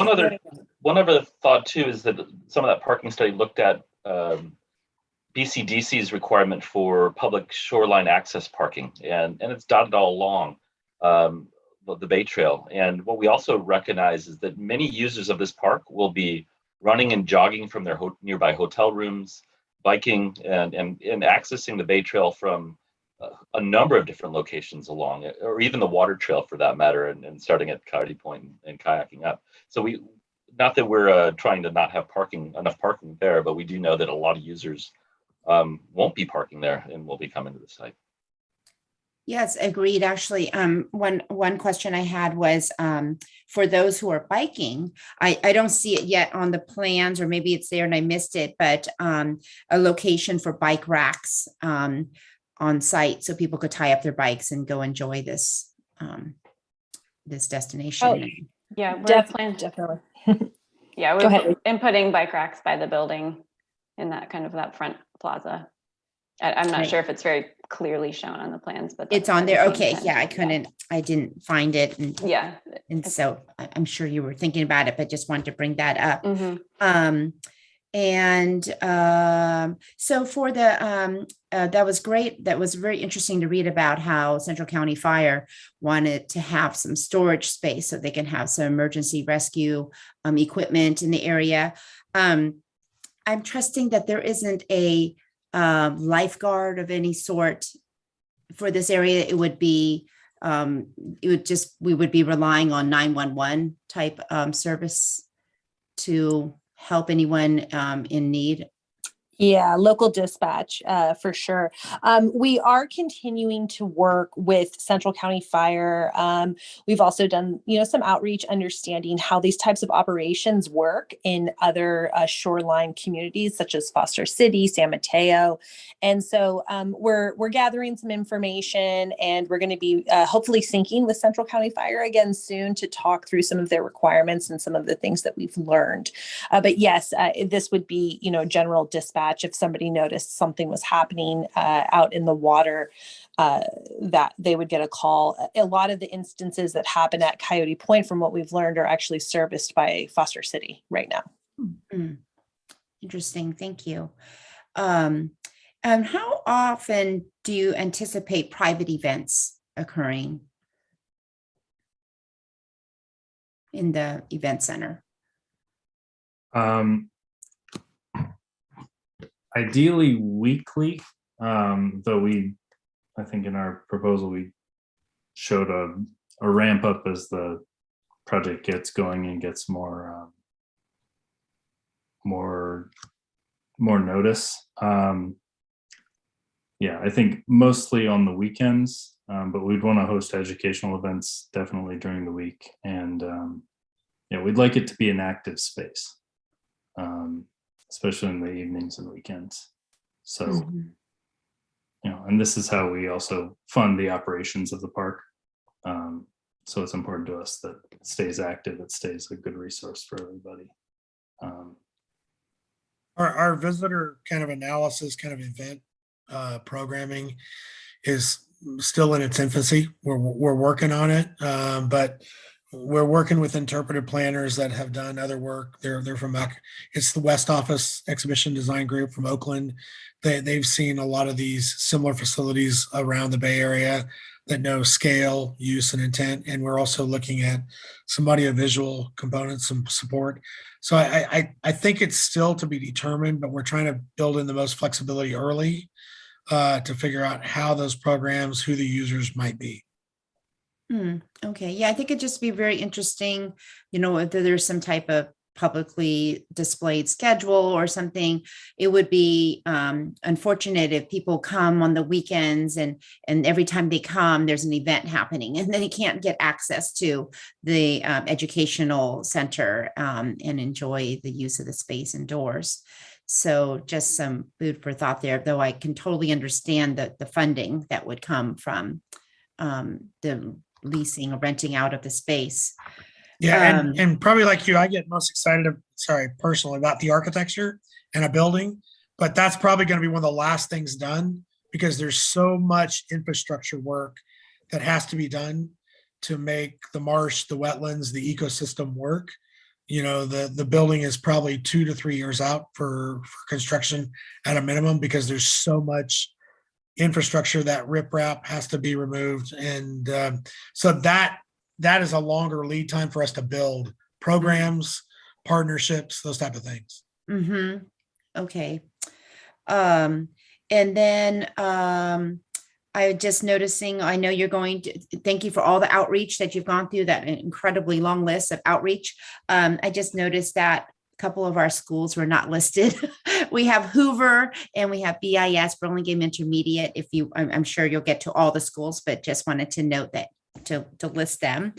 And on the cafe hours, so it looks like your preliminary, at least discussion of hours, is that the park or the space would be open till 5, I think it is on most days, and that the cafe would close by 3 p.m. What was the logic around the hours for the cafe not servicing those who might be coming later in the afternoon?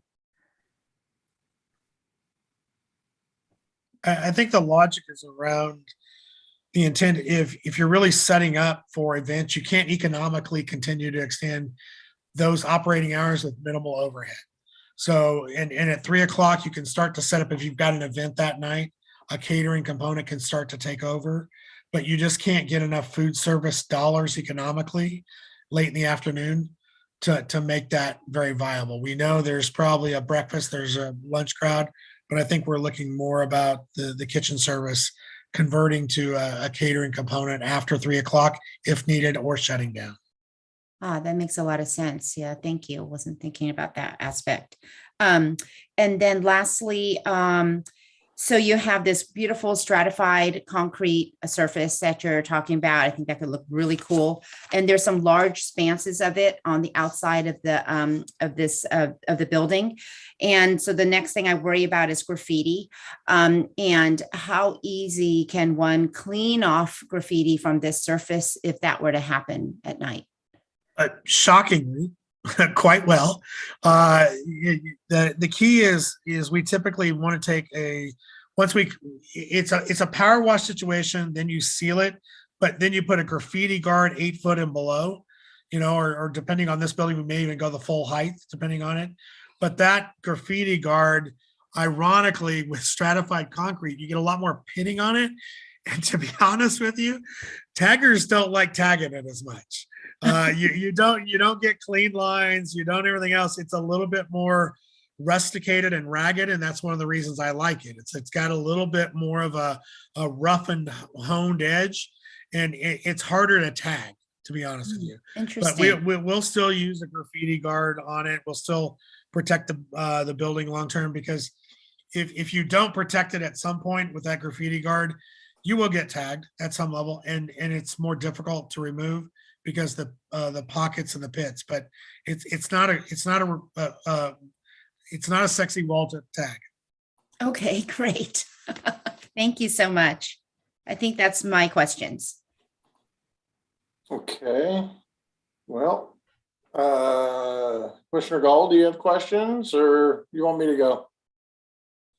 You can go. I think this is great. I'm like, let's just run it through. I mean, I'm ready to approve it.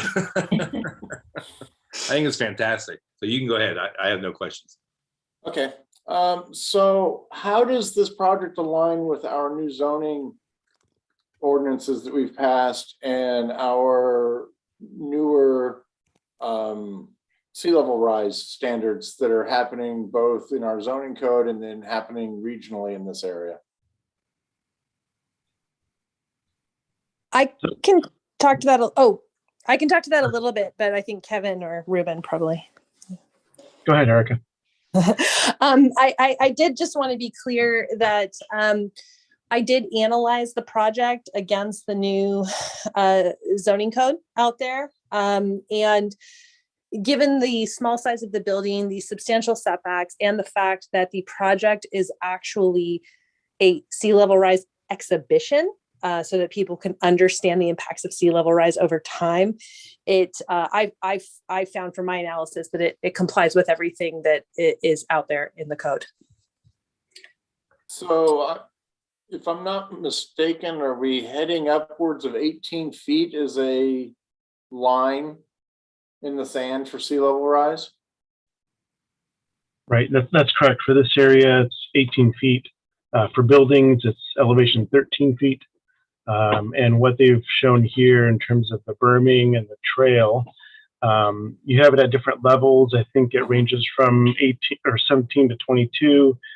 But you have to remember that we can't go that high all the way to the edges because it's got to ramp down and connect to adjacent properties. And that's going to happen as these properties get developed. And then as adjacent properties get developed, we can raise those elevations. I will say that Sphere did meet with One Shoreline, I believe it was in 2020, and some of the regulations hadn't been formed quite as much at that point.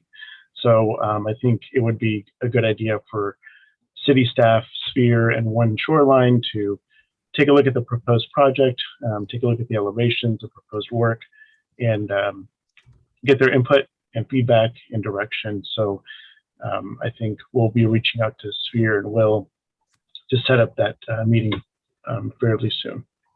Great idea. Thank you. That sounds good. Yeah, as I looked at the Sanchez Channel side and even the bridge going over the channel, that's all at 14, 15. I understand the water coming into the space. I don't care about that. I understand, and that's what it's supposed to be doing. But as it potentially overtakes the Sanchez Channel and comes up over those sides, how does it then get deeper in and then take over the roads? And you guys might go underwater, but if we don't do something about the sea level rise as a whole and as a regional group, then it takes over the rest of the island. Yeah, absolutely. And one of the things that we are looking at in this project is to be regional solution ready, if you will. We know that there's something to come. We don't know how that's going to be tying in at Sanchez Creek or along the Kincaid's property. But part of the reason why we have our site plan spread out as it is and with some room to do things, that we know that there's changes afoot. And that's part of the story too over time that we want to tell. But yeah, we are ready. We do see some ideas and some solutions of how that might wrap around the edges of the site, the building, the other features. There may be some things that need to be adjusted, like the levels of the kayak ramp at a later point. But we're trying to build those things and design those things so they have some flexibility and able to be adapted over time. So yeah, it's certainly that's kind of the point of my question. And thinking about the connection point to the Kincaid side, I doubt they're going to be doing their work sooner than you. So you're going to need a plan B on how you can get finished, but yet ramp from their bay trail to your bay trail, and how to do that over a 5-year period. Yeah. And then how does that flush out on the other side? Because you're ultimately going to have to connect with the Sanchez Channel Bridge, which I'm not even sure how we're dealing with that, in our regional solution. So I just think that and I think that Ruben has the right idea. I think just need to reconnect with the group that is working on our regional solutions there and make sure that we're aligning. Because I was a little nervous when I read that this is being approved on the previous pre-zoning. And if we're going to ignore what we're already changing into the new zoning code and what we're learning from our new sea level rise changes, that defeats the purpose too. So then I have questions about statement of operations. Do you have one relative to the education program, the food program, the event program? Because it's seeming to me to be a little bit somewhat planned, and it seems to be very much centered around a building and centered around the park, but the operations don't seem to be finished yet.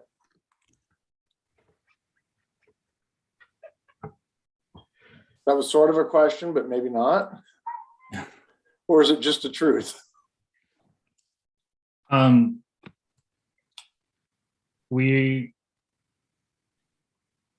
It's part of our next phase of the design because it incorporates so much into the building and design. How the catering kitchen interacts with the cafe, how the parking interacts with the events. So we have a basic plan, and we've been working with the State Lands Commission on how that's modeled out over time and how that'll be reflected in the lease. But this is very much a developing operations plan as we finish design. I think with the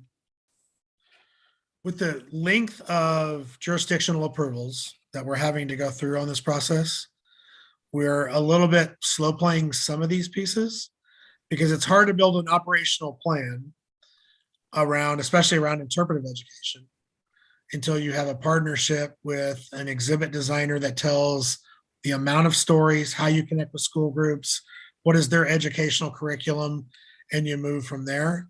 And then we know that we've got to make it functional. And that's where the food service comes into play, because there's been plenty of facilities that have been designed that have no food service, and people show up and go, what, I can't I can't get something to drink here. Why? Let's go. We're done in 25 minutes and let's leave. So we're in the works and we're trying to figure out some of those pieces and parts, but it's a little bit evolving as we work through the jurisdictional approvals approach to start moving, to get more viability, get more partners on board going, I want to lead an educational component there. I want to give a lecture there. You know, I think that's where we're at, but it's evolving. Well, so for me, I'm struggling on the CUP part, because without the operations plan, this feels like an event center disguised as a park. And to me, if we were truly going to be park people, we wouldn't build a building. We'd have some trash enclosure and some restrooms, and this would remain an ecological park and not an event center. So to get me across to why we need another event center, I need a little bit more on that the education piece is actually there, because 3 employees is not going to educate anybody. And so I'd like to see more than that on that to be able to feel good about why we're building a building. And the event planning, you know, from a kitchen and catering standpoint, you don't even, you know, it's not even close to developed in there. And I think that there's going to be a lot more discussion about what level of catering and kitchen is going in there, because then you're talking about grease interceptors and a lot more health regulations that are not in that space right now. So there's just, the CUP is asking us to go outside of what would otherwise be there. And an event center is a significant piece, and I'm wanting to see more planning to be able to want to support a CUP. Because if we just do the CUP without the backup, that doesn't mean it's going to happen in 3 years when you guys get around to building the building.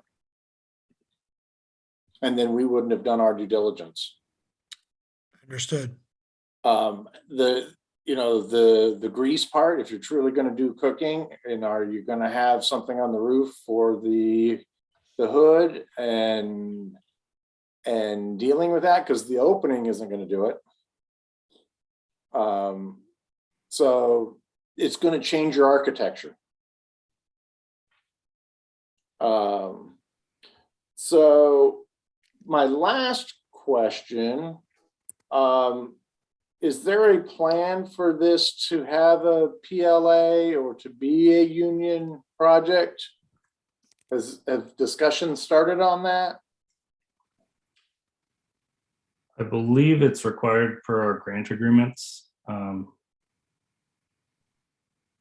the top of my head, I'm not sure what the exact language is, but I can find that out.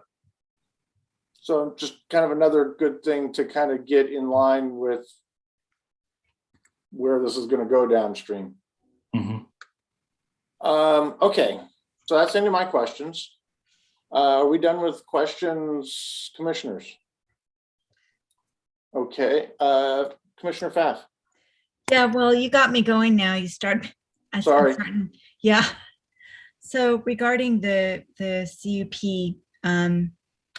so let's say that it is given for, you get across that threshold, and something does not work out there, and there's after a few years, it didn't work, and I'm trying to have confidence in this, and I'm very excited about it. So I don't want to be a downer, but let's just say it didn't work. So then what happens? I guess this is more a city nuts and bolts question. So then you've got this cool building out there in whatever state of disrepair, or maybe it doesn't mean that is then forever allowed, that there will be, even though typically that is not a use out there, that someone could open some other, I don't know, restaurant or try to open something out there. I just trying to understand, in the worst case scenario, if you get this, then what, I guess it's the city, what happens then? Is that then finished? Can it be torn down, or what's the story? Well, I think we'd have to first look at what the intent is of the applicant and of the property owner. If a different use wants to come in and use the building, we would then have to evaluate that use and either bring it in as a new conditional use permit or an amendment to the conditional use permit. And then we have regulations for things like maintenance of a property and making sure that it's kept in good order. But generally, just like any other building, think of a building downtown Burlington Avenue, for example. The building's there, but different uses come and go. We would have to evaluate every use that comes or that is proposed on the site, and then process it appropriately based on our zoning code. So it's not like a variance. It's different than that. It doesn't live with the property. It just, yeah. Okay. Correct. Thanks. But if the CUP is for an event center and a food service, what stops a restaurant company from coming in and just opening a bar? Same use. Well, if it's a standalone restaurant, that's a different use. So we'd have to look at the zoning code and see if it's permitted or not. It would have to be, I mean, you can really tighten up the conditional use permit and put in conditions of approval that guide what the use, that reflect this use, so that it doesn't switch over to, let's say, a Taco Bell like the one in Pacifica. But right, so you can put in conditions of approval that will guide that in the future. Okay. The conditions of approval for the project also typically include the hours of operation and number of employees associated with the building. And so if in the future that were to change and it was still under the operation of the Sphere Institute, Sphere would have to come back to you for an amendment to the conditional use permit in order to change those conditions as well. So even those types of things are tied into the approval. Okay. Okay. I think we've gotten through our questions. So now it's my obligation to see if there's anybody left in the public that wishes to have a statement here. So if there's anybody in the public who wants to talk, now's that time. Please raise your hand. If not, I'm going to close the public hearing and then move back to our commissioners.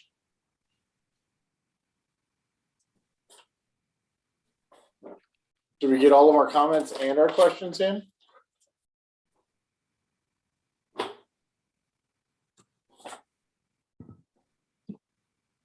Commissioner Tronos. Yeah. Well, I voiced my comments somewhat in regards to the parking, and really the nature of those questions are, for me, are to make sure that the park and the facility is going to work. Mr. Chair, I understand your concerns in terms of, if we're making a park, why are we putting a building? That basic question. From my standpoint, I'd like to see this education center and interpretive center, putting it that way, I'd like to see it work. And I've seen too many of those facilities that sort of wither and die because they don't have the potential for other, I guess you'd call it an event, for other event type uses. So I know it's a little bit of a risky, potentially a risky combination in that, is it really an event place, or is it really an interpretive education center and a park?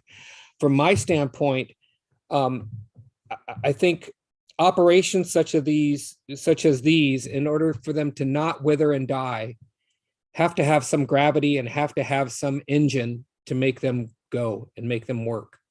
I hate to see things like this, as Commissioner Pfaff was sort of getting to, go through a worst case scenario where something gets built and then nobody goes there, whether it's for lack of parking or lack of facilities. to use it for things. You know, I don't think we need to create a facility that allows for a, 300-person wedding, but and I don't know if that's the right number. I'm just, I'm latching on to something that's large because that seems like a lot of people at a wedding. But my point being is, I don't think we need to design a facility that is a convention center or something to that extent. But I do think we have to allow for it to have enough gravity and enough facilities to have an engine to make it work and make it remain as a resource for the community and not just go fallow again. And in that regard, that's why, I struggle with the irony of trying to create an environmental park that suddenly has to have more paving with parking. But, unfortunately, people need to be able to get there because, and this is a bigger picture issue. We don't have people that live over there. So it's not very easy for people to just walk to this facility. So people, us on this side of the freeway, we get in our cars and drive over there and want to go walk the bayfront.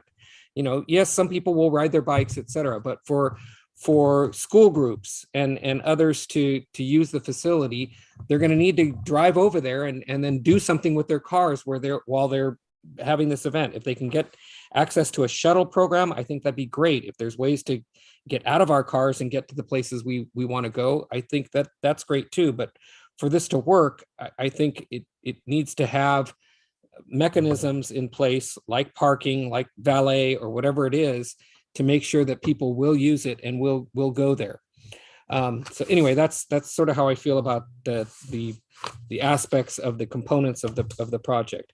In terms of the applicant, they asked about other outreach ideas. I know it looks like they're reaching out to the public schools. I would encourage them. I don't know how it fits with their charter or whatever their directions are, but they should also reach out to the private schools, OLA and St. Catherine's, because they may get excited and offer another branch of people that want to come and visit the facility. So for me, in terms of the environmental scoping, it comes down to the ironic confluence of parking and environment and ecology. But I think that needs to get sorted out with a little bit more detail. And I know it's tough getting the valet company fully on board and under contract without having an actual project. But we just have to have more definitiveness in terms of how these things are going to work and the facility is going to remain viable. Thank you. Thank you. Commissioner Camarado? Yeah, I think one of the things I'd also like to ask, and maybe Ruben can help us with this, but when are they going back to State Lands Commission? When's the next meeting? And kind of keep us updated on some of the things that are happening at State Lands. I don't know if that's even possible, or just so we understand what State Lands is trying to also say, or I know that they have meetings coming up in the near future. Maybe if we can figure out what the agenda is and if they're in front of State Lands, so if we decide to watch it, because it'd be interesting to see. I know CEQA's going in front of CEQA goes in front of State Lands, and I don't know. I just would like to understand a little bit more about what State Lands is trying to accomplish out there as well, and see what they have in their minds. So if there is something that a meeting that we can attend that might be coming up, that would be helpful. I think again, I agree with what Chair Schmidt was saying, and I am pretty concerned that I just don't want a building out there with homeless people and it get infiltrated with people that we don't really want out there. I know when I was in managing 577 Airport Boulevard, we had a lot of kind of unsafe people out there and had police out there very often. So I just want to make sure that it's a safe site for everyone, and I want it to be successful. Okay. I think that there's multiple ways you can handle this. They could have a state grant and do the ecological part of it, and it could be an online tour for education. Everybody carries around an iPad and learns all about the ecology of it and has a tour. And you don't even need a building for that, right? You need some toilets.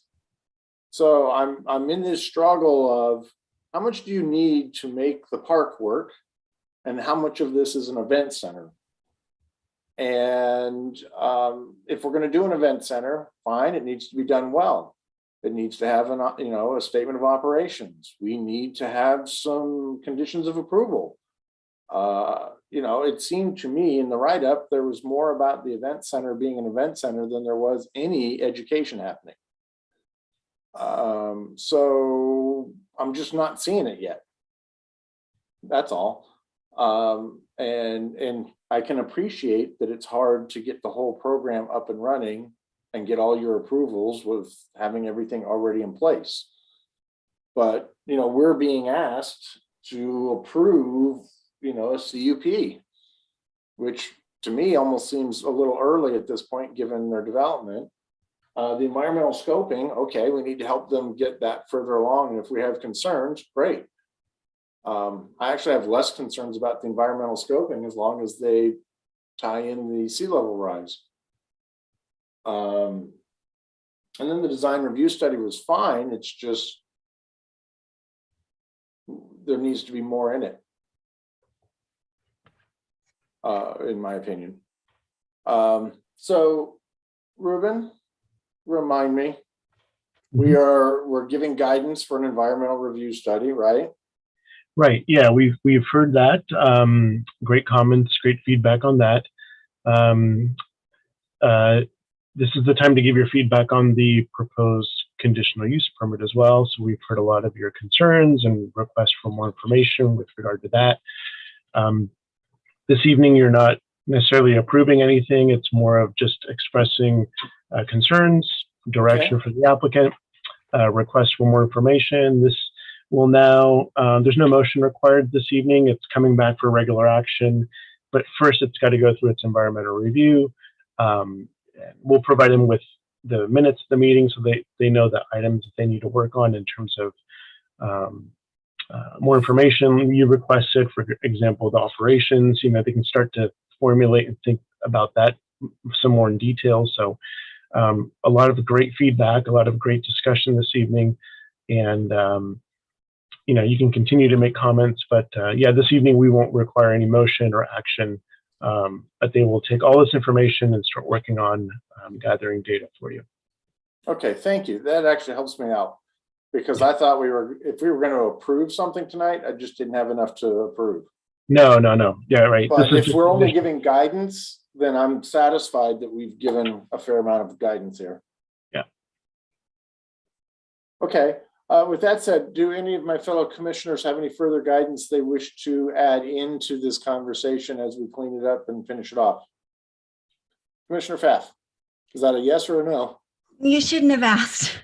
It's not guidance. It's just a question, just so we're all straight and on the same page. So I guess I want to ask the applicant, let's just say there was no building, that you made your project was this same type of park to explain the ecology, et cetera, and sea rise and how the riffraff got there and such, the landfill. But it was in an outdoor, more of a typical setting with the, informational plates here and there and certain diagrams and I don't know, something outdoors and maybe just a simple, like, I don't want to say a shed, but you know what I mean? You can do them very nicely. Is it so that would not be in your, that wouldn't be enough? I mean, is it really because there is some maintenance that's there that you need the event piece, the building piece of it to make the dollars and cents work? I guess, or did you ever consider that the other option? So that's a fair question for next time. Okay. To go into their to their operational statement, and no, I think it's fair because we're being asked to do something that's unique, which is good. I'm not totally against. I'm just wanting to make sure that we make some good decisions and that we've all had an opportunity to bring our expertise to this becoming a good project. Because we all do come at it from a very different point of view.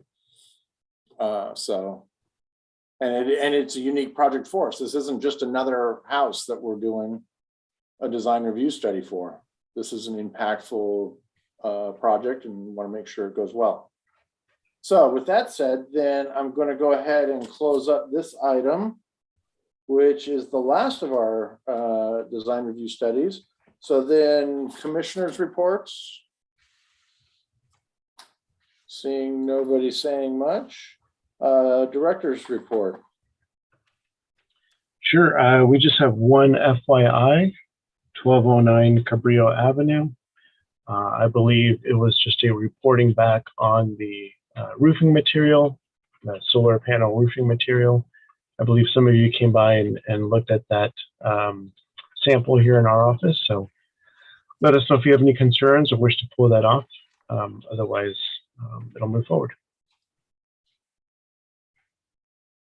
Okay, I'm not seeing anybody raising hands and having issues, so it seems like you're free to move forward. Great, and that was as was mentioned before the start of the meeting, we do have 3 commission seats up in the next couple of months here. If you all didn't know by now, Commissioner Tirones, after 4 terms and 16 years, has decided not to reapply, but we certainly wanted to thank him for all those years. I think when you started, I was just out of high school.